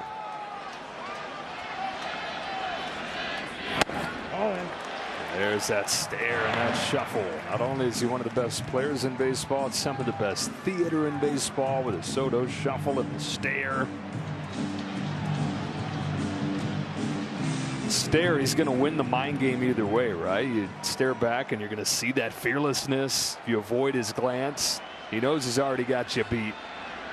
On this 3-1, he takes outside and has a walk. And shoots a look and a smile out there at Graterol. So here is Judge. Aaron Judge's first at bat. We get to show you the swing paths. You see how that cutter was outside, but then watch the swing path. It's absolutely balls by you, right? He's swinging up.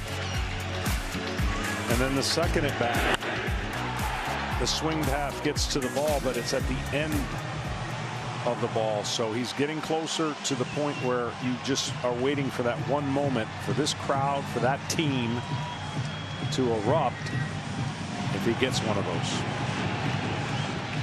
Quick word from Capital One. What's been the highlight of your career? And that'd have to be bank guy. I've always been passionate about no fees or minimums on checking accounts. What's in your wallet?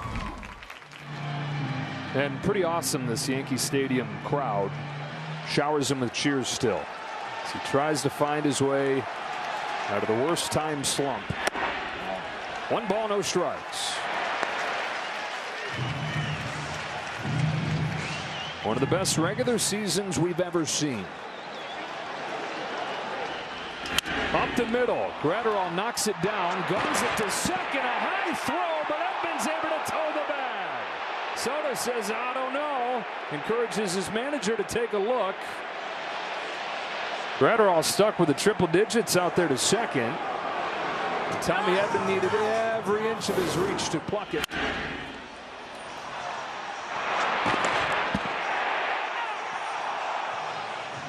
Well, he does a good job with his toe once he gets the throw.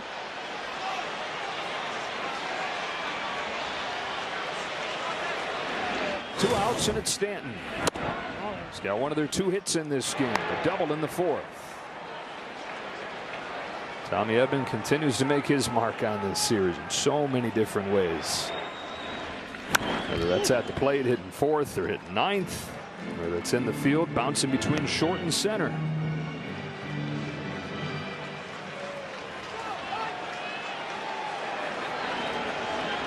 Power against power matchup here. 1-2. 4-0 lead. Gratterall was playing with fire there, just nonchalantly. That's what we talk about. But he got it done. He threw it over the bag and they made the play, but that could have been ugly. It's funny, we're asking Dave Roberts about that. Like, you got to be going crazy watching him field it with a bare hand. And they said, yeah. But it's also, that's the kind of window in his personality that allows him to thrive the way he does in situations where maybe he shouldn't. Up the middle, it's a base hit to center. Second of the game for Stanton. Well, the Yankees have multiple runners on base for the first time in this game, and Jazz Chisholm coming up.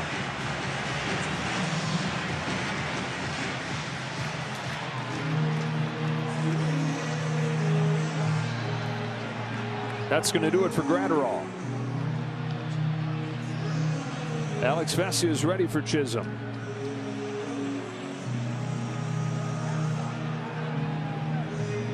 So the Dodger defense continuing to play a role in this game.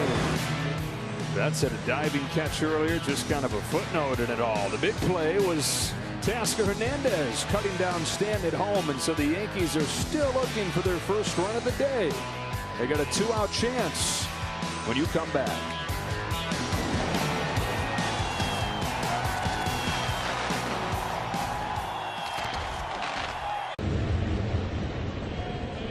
Wow, the Yankees trying to come back down 4-0. Cloud giving them an 8% chance. They're a good comeback team during the regular season. And as always, thanks to Google Cloud for powering these real-time insights. Alex Vesia got the first one-pitch save in World Series history in Game 2. On to face Chisholm. 2 on and 2 out. 1 ball, no strikes. Can spin it, and it's hard for left-handers to pick up that spin. Made one mistake, lefty on lefty to Chisholm, and he got a base hit on a fastball. Chisholm's 0 for 2 today. Hit it hard his last time. On this 1-0 pitch. Ahead now 2-0. Volpe waits on deck. Neither one of these teams very good with runners in scoring position in this series. Dodgers have had the power to overcome that. The Yankees haven't had either dimension.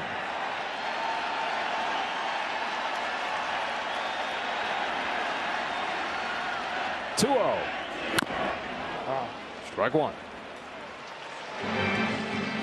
That was the pitch right there.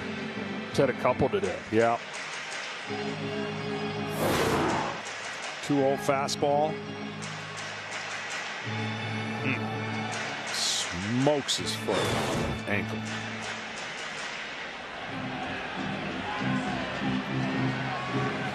Inches his way back in there. Found himself in a spot that didn't look like he'd find himself in. Coming over from the 100-loss Marlins at the deadline. Key spot in the World Series here. 2 on, 2 out. Bottom of the 6th. A 2-1 pitch. Chisholm up the middle. Lux is there. On a bounce, he goes to second and ends the 6th. Dodgers 4, Yankees nothing. Back after a word from your local Fox station.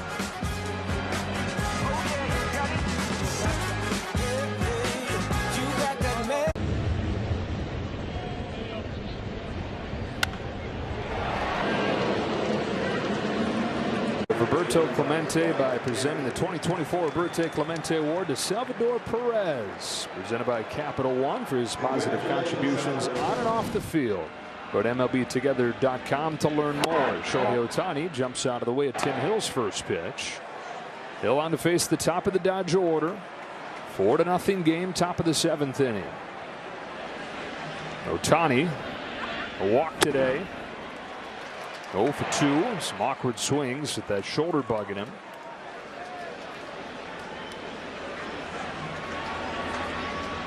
Native of Oshu, Japan.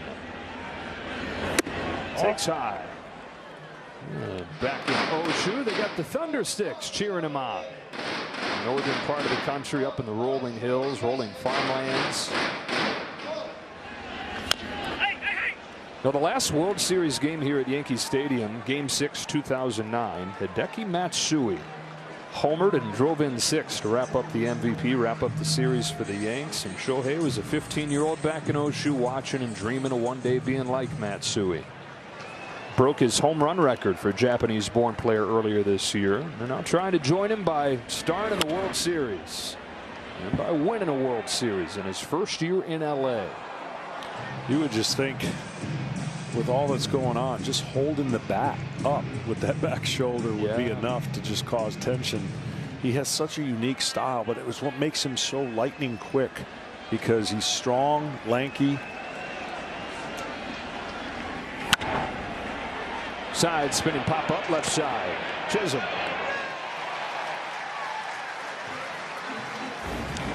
Well, Google Cloud, smarter stats with AI. Look, 15 million data points in 0.3 seconds. That's what we get the benefit of on all these stats. Up to date, that's how quick it is, Joe. Like a flash. That is the most fired up I've ever heard you about numbers. Well, you ask, you get it. You gave it to us, Mookie Betts. Ball 1. 1 out of 3, knocked in a run in the 3rd inning.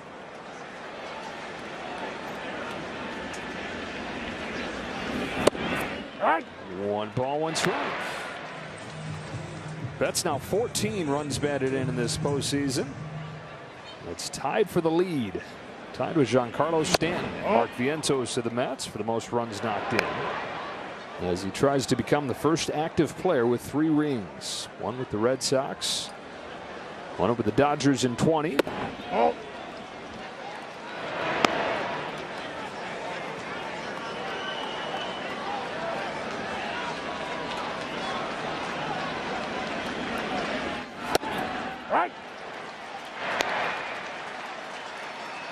Lots of sinkers out of the low angle 3/4 lefty. A walk to Betts. That is 6 walks for the Dodgers in this game. So they only had a few over the first 2 games. Fan Cam sponsored by Coca-Cola, 0 sugar.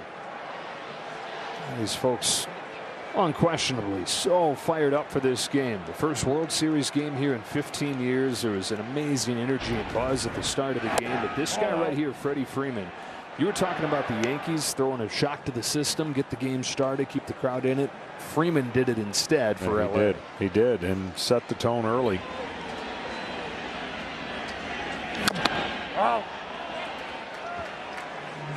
Fouled that ball. Was that off his bad ankle? Oh boy.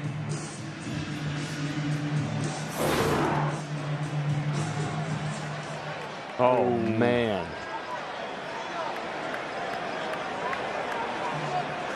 Top of the foot there, and man.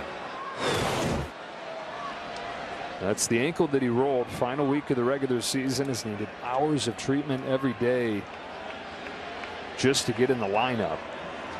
And was finally feeling better, as you've seen with the way he swung in this World Series after he had a few days off between the championship series and Game 1 here.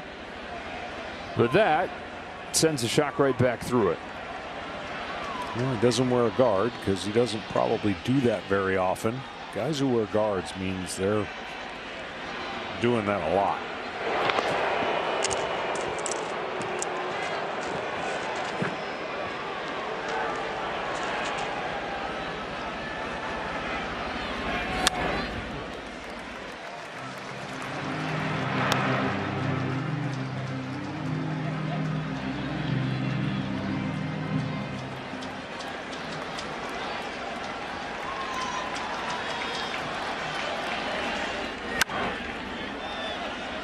Backing out of play. Stays at 1-2 on Freeman. What a star he's been in this World Series so far. Homering in each of the first 3 games. None bigger than his grand slam. The first walk-off grand slam in World Series history in Game 1. It's a bouncing ball to Mookie Betts, just barely avoids. They get the out at second. And without slowly that ball is hit, Freeman's still able to reach on the fielder's choice. Continuing our walk down the Hollywood Stars. Game 2, he went back-to-back with Teoscar Hernandez. First back-to-back home runs for the Dodgers in the World Series since the '81 World Series against the Yankees. And looking like he's going to get yet another Hollywood Star with a home run to open the scoring in this game. Now to do it for Tim Hill with the right-handed batting Teoscar Hernandez coming up. Top of the 7th inning in Game 3. It's been all L.A.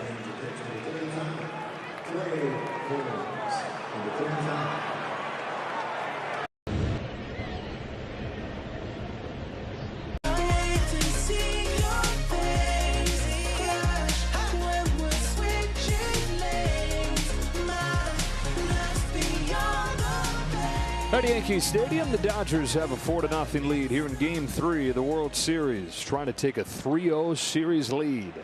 Clay Holmes is on to pitch. He's pitched in both games already. Yeah, not giving up a run. Busy all postseason. Teoscar Hernandez grounds the first one he sees past the diving Volpe into center field, and Freddie Freeman on that bad ankle goes first to third. They've got him cornered with 2 away. And the Dodgers, one of the best base running teams all year, took more extra bases than any other team. They're doing it all. I mean, this is a team that was in spring training. If healthy, you could understand their dominance in this game with the pitching staff they would have had, the roster. It's not the same. So everybody has stepped up. And you hear that all the time. Next man up. It's not that easy, even though it's true. You got to fill in for the guys that are hurt. 2 on 2 out from Muncy. Yeah, they got to where everybody said they were going to go. It just was a bumpier ride than anybody expected it would be. 12 starting pitchers at one point or another to the injured list, and a full rotation worth that they have there going into the playoffs. And you can argue, I mean, every team has the right to make moves, but if they don't make those moves during the trade deadline, one of those being Jack Flaherty, the other, of course, Edman and Kopech, that changed their roster dramatically when they got all those injuries. It's hard to see them still being alive had they not had that deadline day. Right. You had your NLCS MVP in Edman, your Game 1 starter in Flaherty, who's been really your top starter since you got him, and Kopech right there with Treinen as the top arms in the pen. You're probably going to see in this game. It's a good reminder that it's the same way you can't judge trades the day they happen or draft picks the day they happen. You can't judge deadline work until the season's done. There was not a ton of hype around those moves. Muncy's down swinging. Clay Holmes able to get out of his jam and send it to the stretch.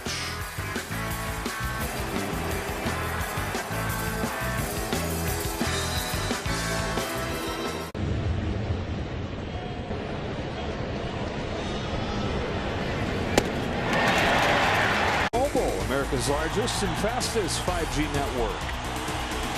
And by Progressive Insurance. Cars, homes, boats, motorcycles, RVs, and more.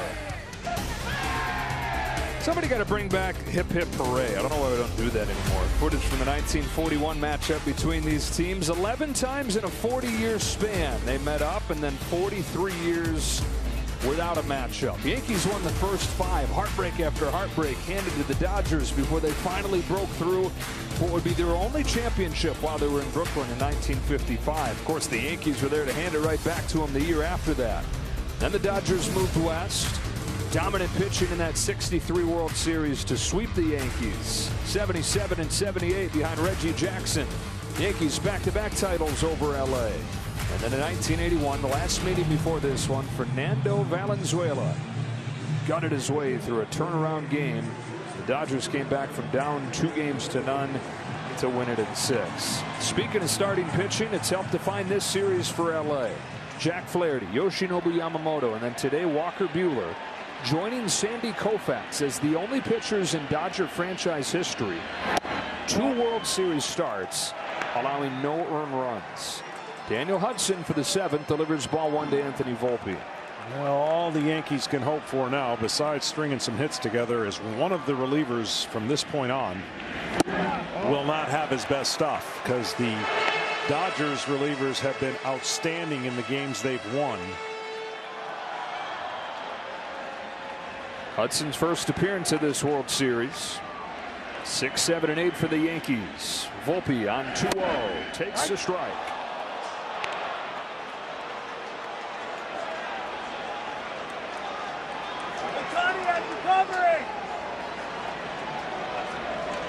A run in 5 games this October for Hudson. He's behind Volpe 3-1. Got the last out of the World Series with the Nationals in 2019. And there's the numbers that show you when they win. Bullpen is tough. Volpe on 3-1 takes it right down the chute. The count goes full.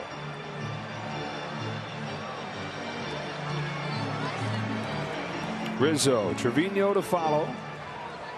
Yankees only have 3 hits in this game, 2 of them from Stanton. Volpe's got the other. Looked like it was going to get him on the board, but Stanton was thrown out at home by Teoscar Hernandez. Volpe leads off the 7th. Pokes one towards the right field corner. Sailing deep and off the wall, foul.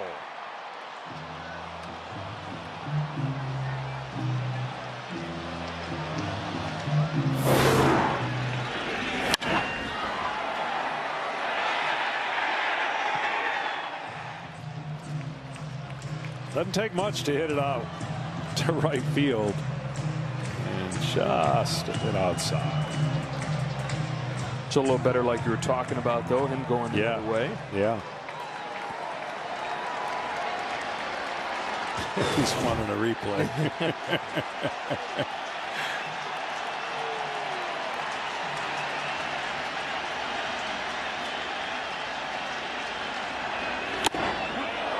Lost the bat, and strike 3 all the way into the dugout. And Bob Guerin, former Yankee catcher with the largest hands in baseball, catches that bat on the fly. Come on. Did that really happen? Oh, okay. I mean, all right. He saved Dave Roberts. Don't let the replay get in the way of a good story. He saved Dave Roberts from getting it right on the noggin on the bounce. Rizzo with 1 away. Generous outside corner there for a strike. Bob Guerin could have played catcher in the majors without a glove. Seriously, look at those hands. Oh, I'm trying to hear about this nut. They don't get hit. Rizzo 0 for 2. Down 0-2.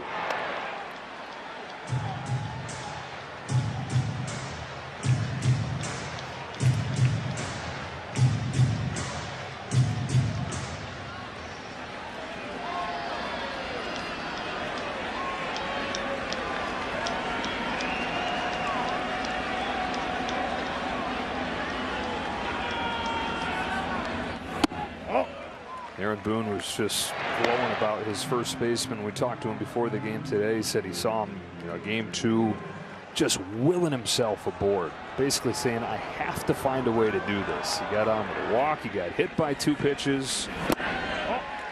Used the word moxie. Said you can tell that he's been here before. He's been in the World Series. He's been down. Nothing shaking him. Doing his best to let that rub off on his teammates. With that pregame meeting that he threw.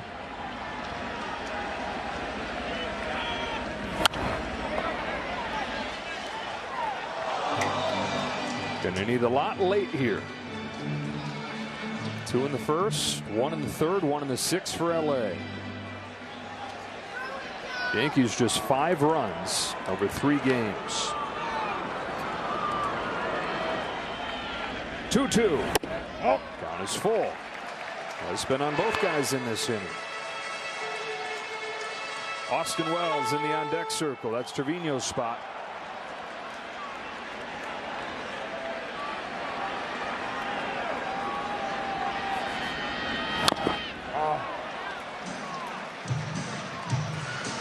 Enter for a chance to win the ultimate baseball moment in 2025. You could watch your team in action when they play in New York next season with an incredible VIP experience. Scan the code or visit MLB.com/moments to enter.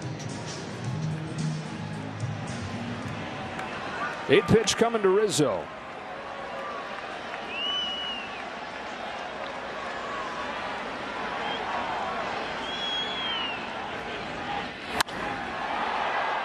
It'll be a 9th. You can see why, when he was so healthy and in his prime with the Chicago Cubs, his hands hang over the plate. He's inviting you. Go ahead, try to throw it inside. I ain't moving, and I'll shorten up and try to spoil that pitch. Into right center field he goes, and Rizzo's find his way aboard again, and the 9th pitch dumps a base hit.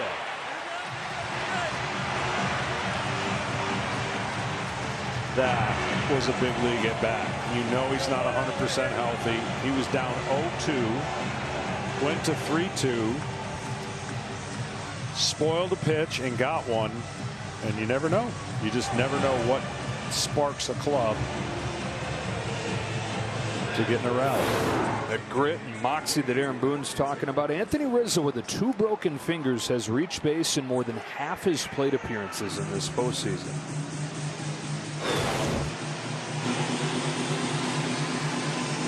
So he's aboard, and Wells is coming up as the pinch hitter.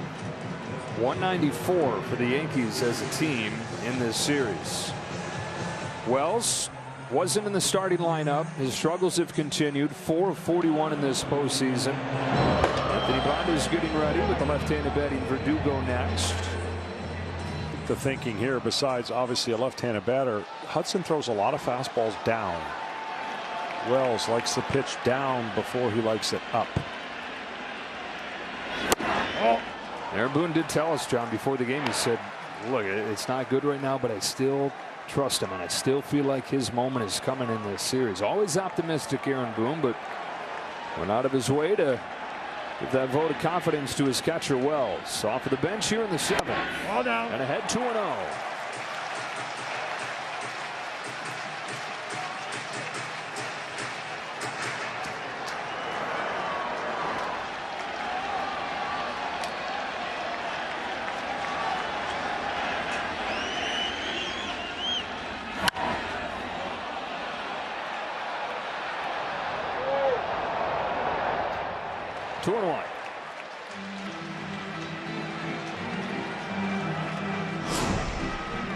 Game 4 is tomorrow.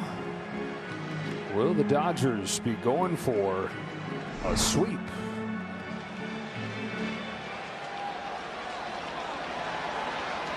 The only sweep in the 11 previous meetings between these clubs. 1963, that was one dominated by Dodger pitching, as this one has been. 2-1 to Wells. Caught the corner, 2-2. That was Koufax and Drysdale. This has been Flaherty, Yamamoto, Walker Buehler, and the bullpen. Dominant throughout the postseason. That's been the one thread for the pitching staff this pen. 2-2. Oh, no. Full count.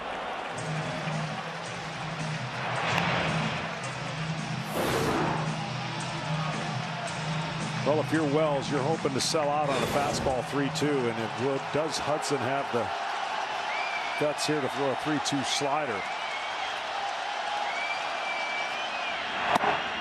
Fastball got him.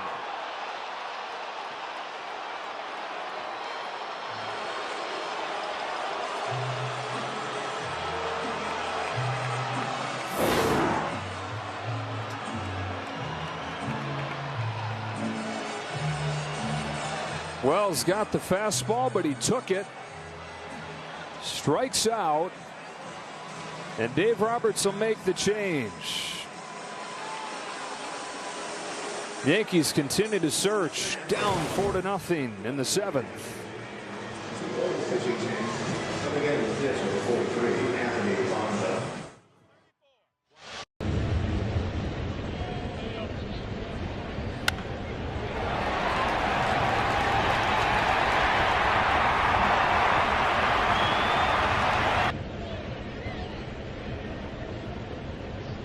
home would change things, get some life from this crowd, which has been fantastic, but still searching. No runs for the Yankees through 6 2/3. The same questions have persisted. 2 outs in the 7th. Alex Verdugo facing Anthony Banda, trying to get the top of the order to the plate. Ball 1 from Banda. Trying to get the top of the order to the plate. And you've got Banda here, of course, having to face 3 hitters. Can they get Soto to the plate, representing the tying run? 2-0 on Verdugo. Now that side of the plate is tighter than the other side, so if you're a pitcher looking to get maybe an inch or two, you got to go away from the lefty. Count on Banda to be able to get Verdugo out here for Dave Roberts, because then he's got to deal with Torres, who you don't have the platoon advantage, and then of course all bets are off with Soto. But 3-0 on Verdugo.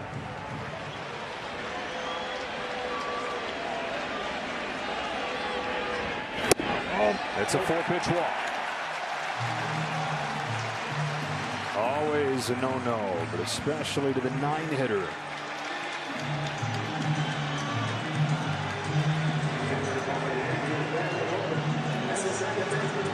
Banda is pitching all 3 games in this Fall Classic. Now it's to face Torres, who's reached twice. Been a good postseason for the Yankees second baseman. 2 on, 2 out. Pops the mitt with strike 1.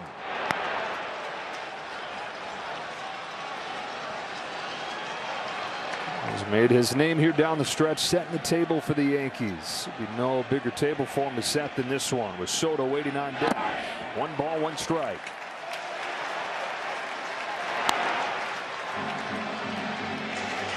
Ryan Brazier's loosening. That'd be for Judge. 2 batters away. Gleyber Torres fouls it straight back. Well, it's hard to believe that this Yankee team, which is so good,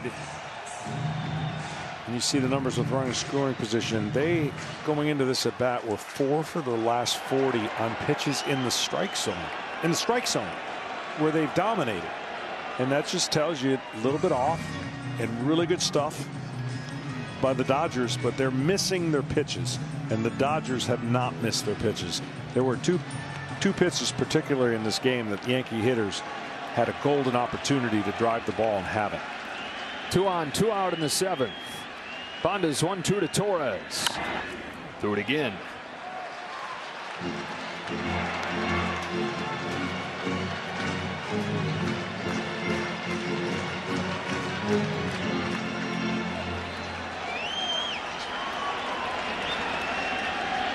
Rizzo at second, Verdugo at first.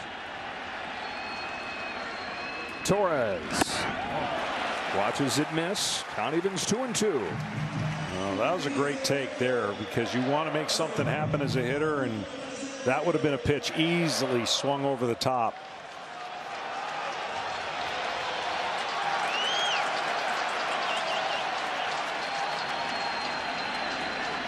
Two. Strike 3 caught on a pitch that was high. Gleyber Torres down on strikes. Aaron Boone and the Yankees can't believe it. In a critical spot with Soto looming. Banda gets the call. And after 7 innings in game 3, the Dodgers pitching a shutout.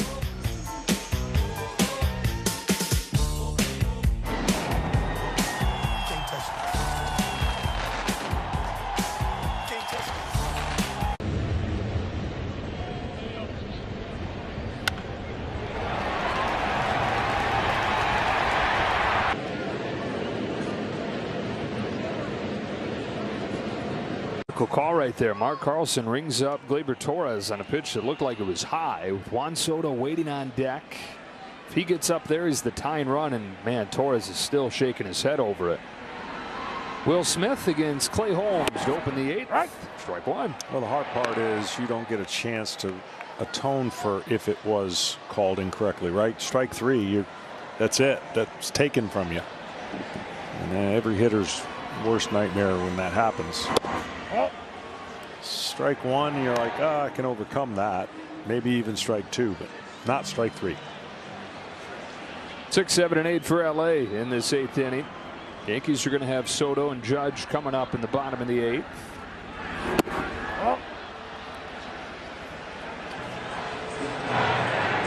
Ryan Brazier's continued to warm, and so Dave Roberts is seeing this lead at 4, and knowing that there's a bullpen game coming tomorrow, staying away from the very top of that bullpen hierarchy at this point. Oh no, where'd he go? Smith went around 2-2. When it comes to Blake Trinan, he's thrown a bunch first 2 games of this series, and so Dave Roberts is thinking he'd like to stay away from him tonight. And this lead at this point enough for him to do that.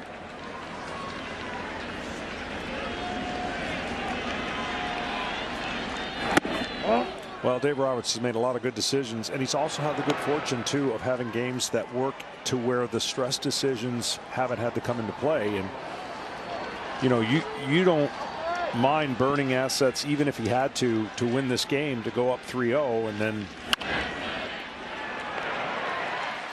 Trotted second by Torres. Smith the first out. Here's that pitch, John. Yeah, it's up, and even Torres knows it's up. He thinks he's going to first. Unfortunately for the Yankees,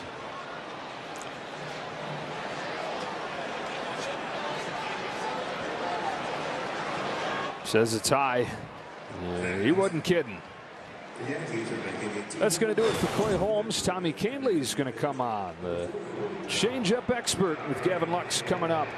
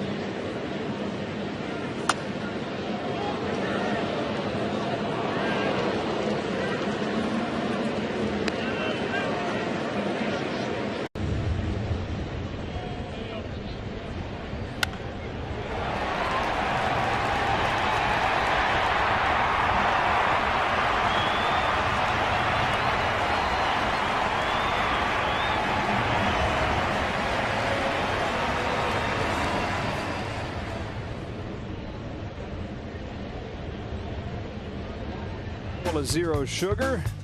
Coca-Cola didn't say whether or not they had to be happy fans. There aren't many of them around here right now. The Yankees getting shut out through 7 innings. Down 2-0 in the series, down 4-0 in the game. Tommy Kahnle's on to pitch the top of the 8th. Been so many moments where they've pushed it right there, just about to set this place off, but just haven't been able to get that big hit. Yeah, that's for sure. I'm going to go on a limb, and I'm going to say something that's going to sound crazy. Tommy Kahnle is going to throw a fastball in this inning. 56 consecutive changeups. 57. Mariano's cutter is out. Kahnle's changeup is in. We should have a tracker, just like a ticker. Oh, it's tracking now.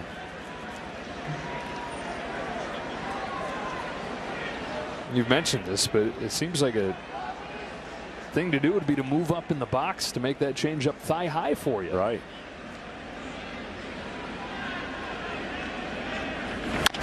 Foul ball.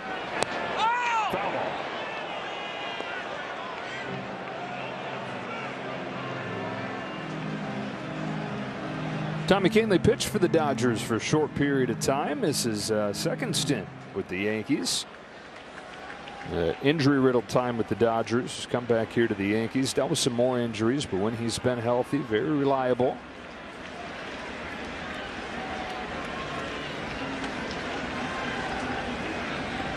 When do you think it's going to come?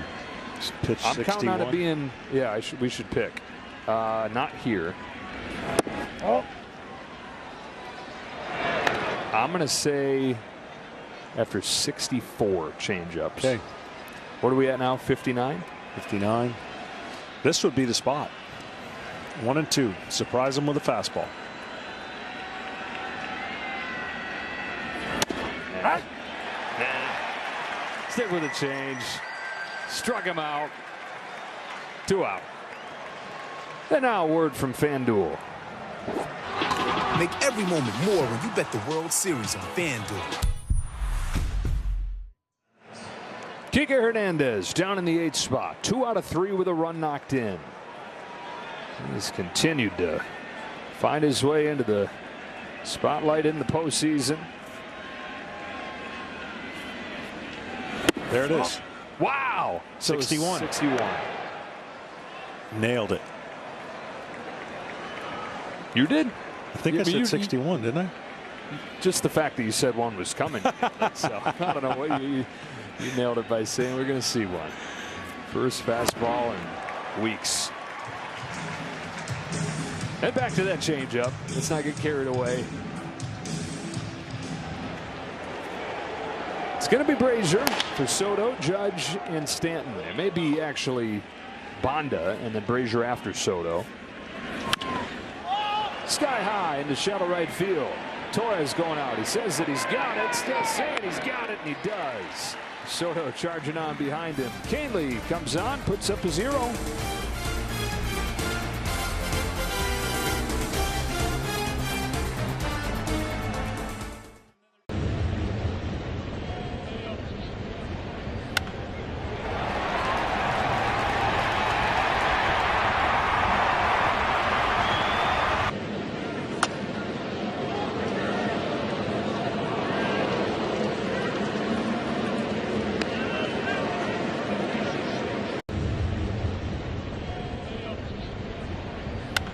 The lefty against Soto. Ryan Brazier, who's gotten tagged by left-handed pitchers this year, or left-handed hitters this year, is going to come in a clean inning.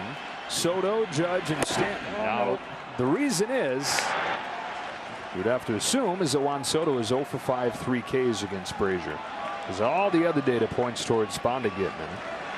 But it's Brazier. Oh, no. Falling behind 2-0 here in his first game of the World Series. Dodgers 4, Yankees nothing. Bottom of the 8th inning. Yankees running out of time to get this game and this series turned around. All right. You almost think they got to at least cut it in half and give themselves a fighting chance in the 9th. Before they can do that, they got to get a runner or 2 on base. It's been lean. 2-2 on Soto. You saw Chris Taylor. He's in left field. He's replaced Teoscar Hernandez. Paul came into the 4th spot in the Dodger lineup. If keeping score at home, fun to do. Soto today 0 for 2. Walked his last time. Oh, no. And he's worked another full count and wiggles those hips.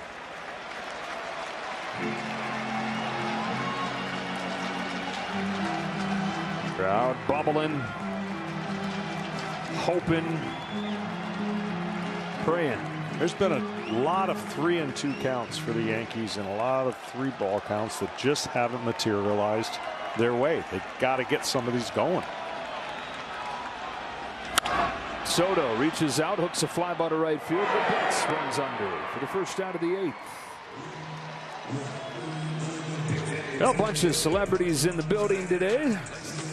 Bobby Flay and Martha Stewart. We're going to have some good food up in here. We flagged them down. Billy Crystal, thanks to him for doing the pregame tease. Some other sports represented. Chris Chelios is here. Spike Lee always involved. We got basketball guys. Roy Williams is here. Rick Pitino we saw earlier as well. Paul Giamatti, New York guy. 1 ball, no strikes on Aaron Judge. There's Pitino. Couple basketball Hall of Famers. This guy does all the sports. Kenny Albert. Stay away from a stadium for once, Kenny. 1-1 on Judge.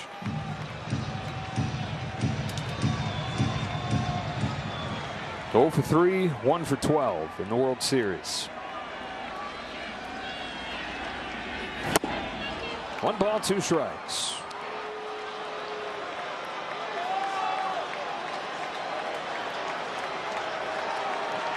Greatness undeniable.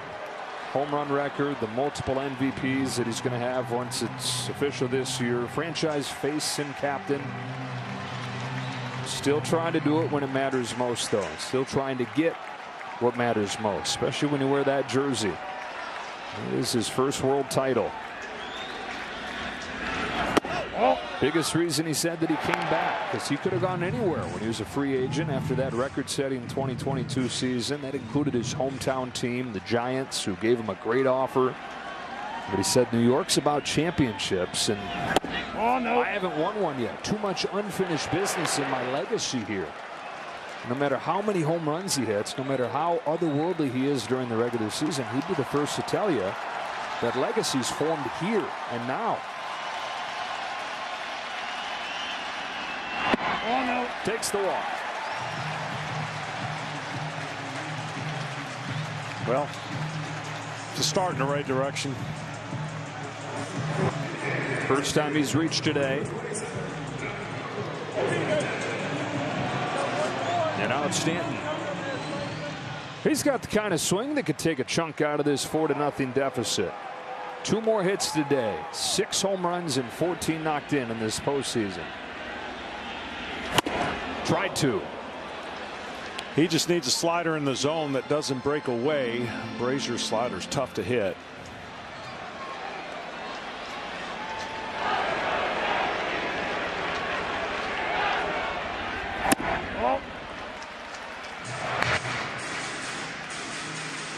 Dodgers pitching this shutout at this point without using Michael Kopech, without using Blake Trinan. 5 scoreless innings from Walker Buehler.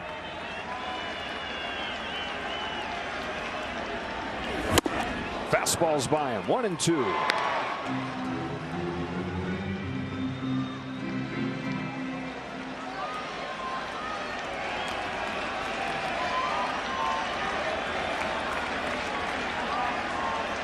Brazier comes home and buckles his knees. Strike 3.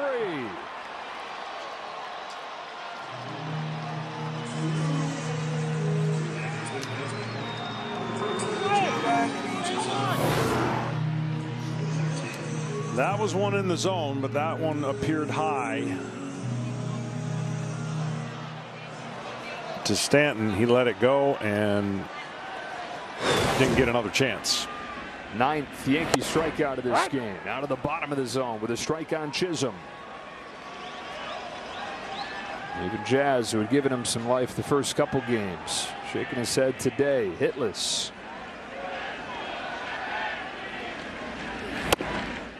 0-2.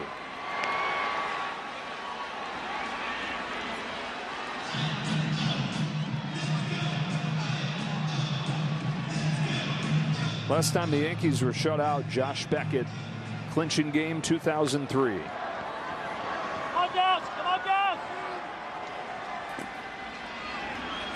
Jazz Chisholm still arguing with home plate umpire Mark Carlson. And you could hear Aaron Boone encouraging him, come on, Jazz, as if to try and get him to focus in.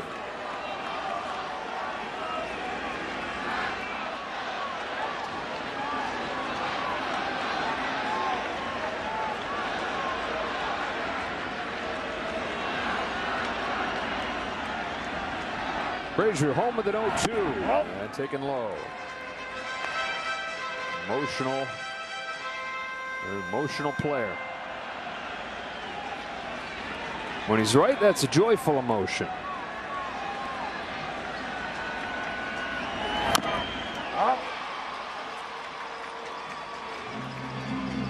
there's no time now.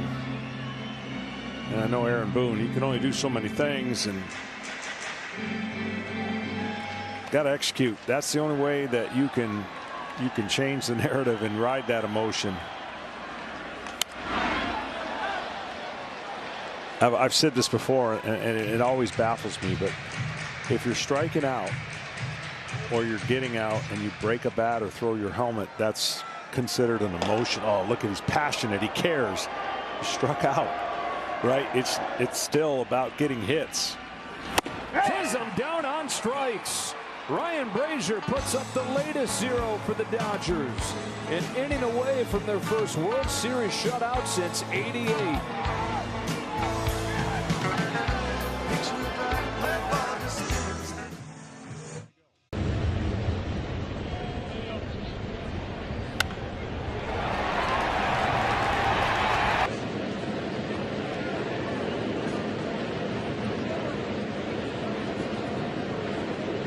Rally to 90999, and T-Mobile donates $10 to hurricane relief.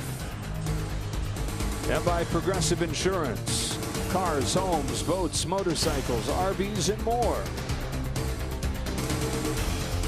2 in the first, 1 in the third, 1 in the sixth for the Dodgers. 4-0 they lead to the 9th inning. Up 2-0 in this series, up 4-0 in this game. Tommy Edman fouls off Tommy Kahnle's first pitch. And Tommy Edman's batting right-handed, even though he's a switch hitter, trying to take away that changeup that fades away from a lefty. Another night where he's made an impact. Walked back in the third, came in to score. Couple changes. 0-2. Tommy Edman, 29 years old. Whole career with the St. Louis Cardinals before coming over here at the deadline. He's gone as deep as playing in the National League Championship Series when he was in St. Louis. And a couple months into his time in LA, in his first World Series.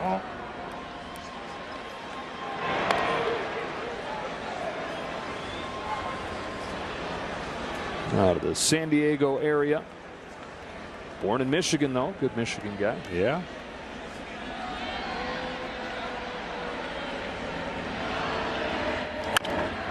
Chops one left side. Chisholm cuts it off and just gets him. Earlier today, as part of the Fall Classic Legacy Initiative, MLB and the Yankees hosted a special event at One World Middle School where funds will go towards a new sensory room. Go to MLBtogether.com to learn more. Just the one hitter for Kahnle here in the top of the 9th. Aaron Boone is back out there to make a change with the top of the order. And Shohei Ohtani coming up.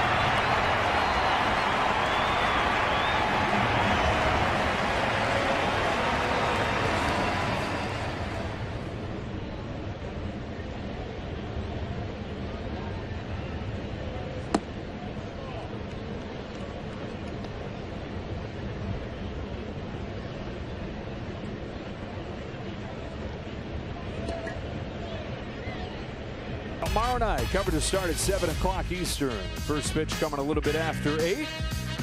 At this point, it looks like it may be the Dodgers trying to clinch a world championship and the Yankees trying to extend their season. They're down 4-0. Top of the 9th inning as Luke Weaver comes on to pitch. Top of the Dodger order.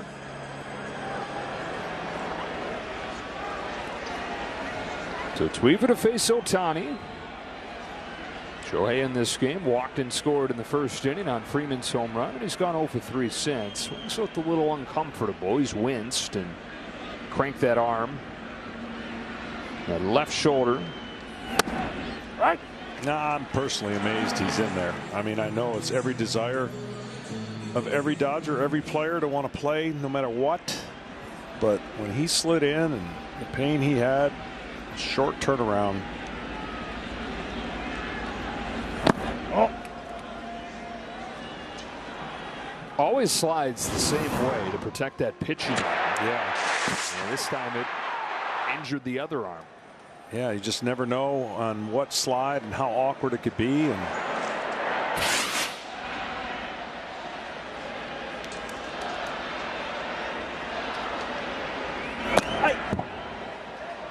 that pitch, he thinks, hit him. Mark Carlson says yes, it did. So in addition to the 5 walks the Dodgers have taken tonight, actually 6 walks they've taken tonight, they've had 2 guys get hit as well. I don't think he called the hit batter, the umpire. He's asking if they want him to replay it. Definitely hit him. But he didn't call it. No, I'm with you. Los Angeles is challenging the non-hit by pitch call.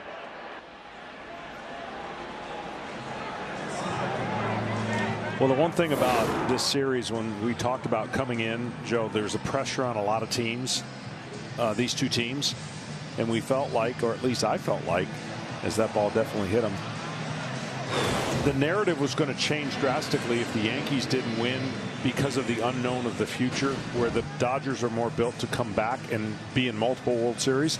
So that's going to be right away with what do they do with Soto? What happens if they lose this series? Does it give them more leverage or not? Does Soto have more leverage to stay After here? review, the call in the field is overturned. The batter was hit by the pitch. Los Angeles has 1 remaining challenge.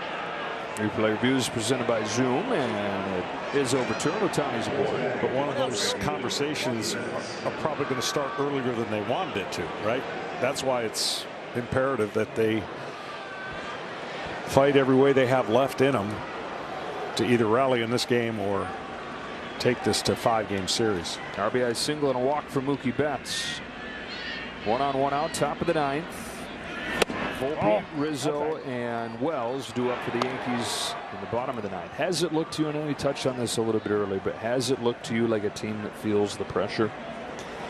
A little bit. It certainly does, in the fact that how they won and the rest coming in, it is definitely taken their offense away from what they can do. What it's looked like to me is an offense that got flat at the absolute worst time. I mean, nothing momentum-wise got them going, and they never really got that big hit. And unfortunately, that huge hit against them has spun the Dodgers into a potential 3-game to none lead. On the ground to short, could be 2. There's 1, and there's 2. Yankees trying to pull off a magical comeback in the 9th inning. Bottom of the order will have to get it started.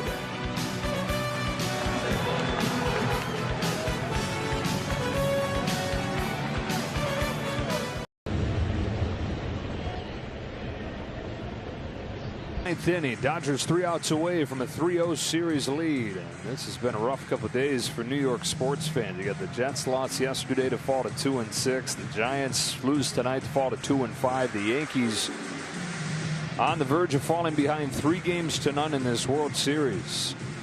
The big blow once again came from that man who had the iconic swing in Game 1 with the walk-off grand slam. He starts Game 3 with a 2-run shot. Again, just remarkable, because 2.5 weeks ago, not sure if he was going to play, what you could get. He had to sit a couple games, but the delay and the rest certainly put him in a best position for his ankle to be successful. Michael Kopech's going to try to wrap this thing up. 6, 7, and 8 for the Yankees. Anthony Volpe will lead off, 1 for 3. His one hit was back in the 4th. It looked like it was going to drive in their first run, but Stanton got thrown out at home. Teoscar's throw saving at least 1 run. Of course, the Yankees would have kept on hitting right there had he not gotten him at the plate. Ball and a strike. I just wonder how much this, if they go on to win, this changes the complete strategy of usage of pitchers for tomorrow for Dave Roberts. Meaning they've used a couple guys tonight that typically would use tomorrow. And is it house money and you use guys in different ways because you got 4 games to win 1? I'd be interested to see how it works out for Dave Roberts tomorrow. 1-2 to Volpe. Cut on and miss. 1 gone in the 9th. So you've got Kasparius and Knack, Honeywell, who could all give you length down there.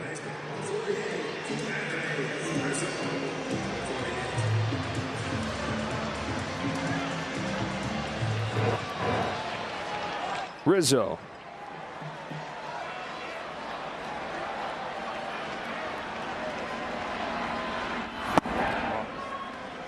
$11 Ks for the Yankees tonight.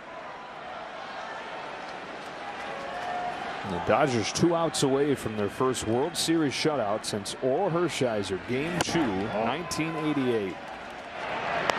Last time they shut out the Yankees in the World Series. You're here at Yankee, or in the Bronx at least, old Yankee Stadium. Game 7 in 1955. Johnny Padres as the Dodgers finished off their first World Championship, and their only one in Brooklyn. As the game saved by Sandy Amoros, running down a Yogi Berra shot to the corner with one of the biggest defensive plays in this series' long history.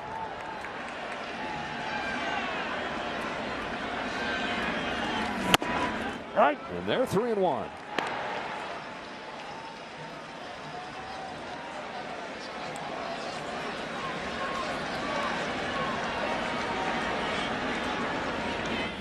Oh, no. Rizzo's aboard for the 2nd time as he takes the walk. Last time the Yankees were shut out in the World Series, the clinching game we mentioned, 2003.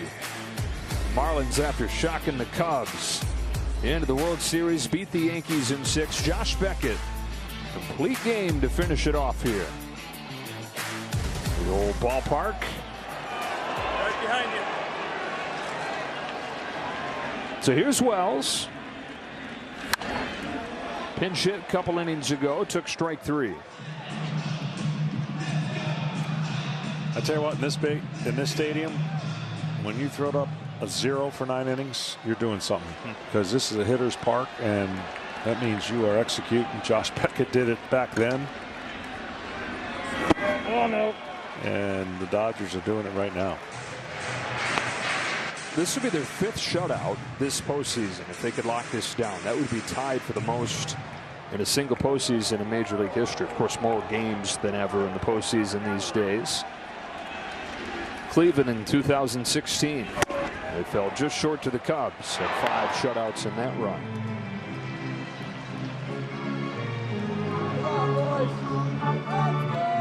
Got the rally caps on, hoping for something historic. Largest 9th inning deficit overcome to win a game in World Series history? 2. Last happened in 2015 when the Royals erased a 2-0 deficit against Matt Harvey and then scored a bunch in the 12th to clinch.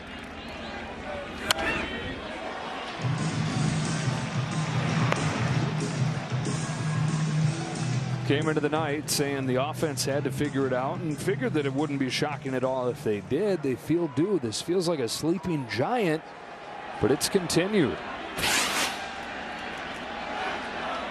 Another 1-2 to Wells. Almost hit him. Rizzo takes second.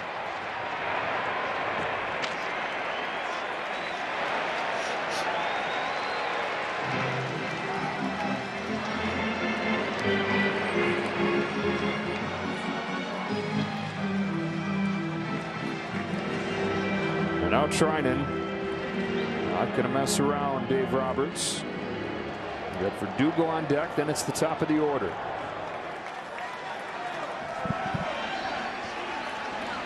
2-2 on Austin Wells. Kopech delivers. High pop fly. Freeman, does he have enough room? He does. Dodgers an out away from a Game 3 shutout.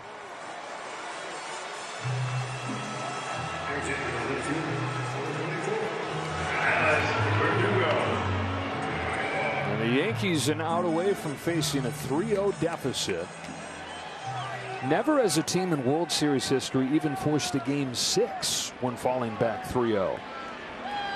Of course, in 7-game histories, 7-game series across any series, only once has a team come back to win it. Of course, the Yankees on the wrong side of that. Dave Roberts and the Red Sox 20 years ago. Verdugo drew a walk his last time. Swings and misses. 0-2.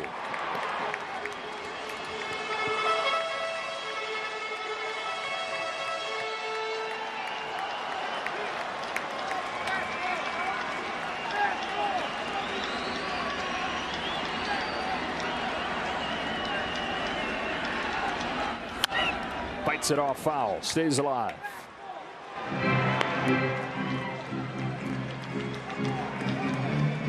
Only twice all series, just to show you. Only twice all series they've gotten 2 hits in a row. And it happened last time in the 9th inning last game where they put that rally together. High fly ball to deep right field. Betts goes back at the trick at the wall and gone. Alex Verdugo, with the Yankees down to their last out, connects on a 2-run home run.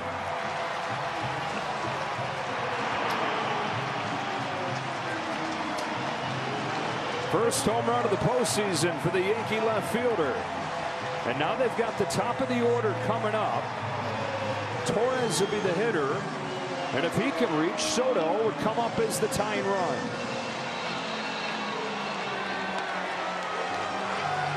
Don't forget all that shutout stuff we're talking about. A 4-2 game.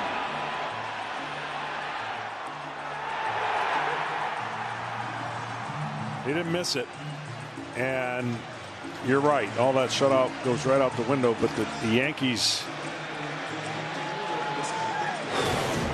you don't like losing. You don't like being down 3-0. You certainly don't like getting shut out. But now a little bit of drama. They cut it in half. Problem is there's 2 outs. Still on their last breath. Gleyber Torres unable to get Soto to the plate back in the 7th when he took strike 3 on a pitch that appeared to be high. Strike 1.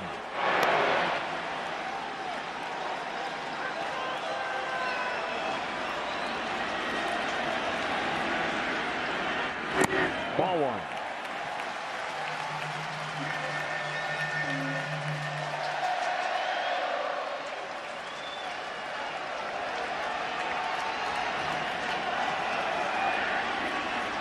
Torres takes strike 2. And the Yankees down to their last strike.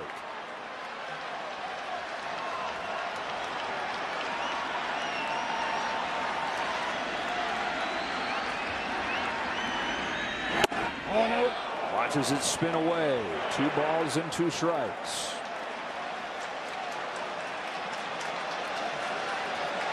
Stirring up one last dose of hope.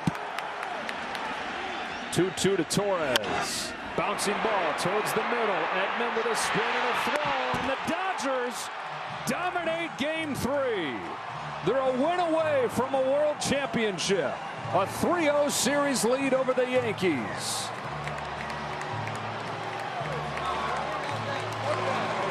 Starting pitching. Go back to it. Advantage Yankees. Before the series started. Starting pitching after 3 games, advantage the Dodgers. Walker Buehler picks up where Yamamoto left off. 6 1/3 for Yamamoto in Game 2. 5 scoreless innings for Walker Buehler in Game 3. Whose big game mastery continues. Now 3 World Series games in Walker Buehler's career. 18 innings, 1 run.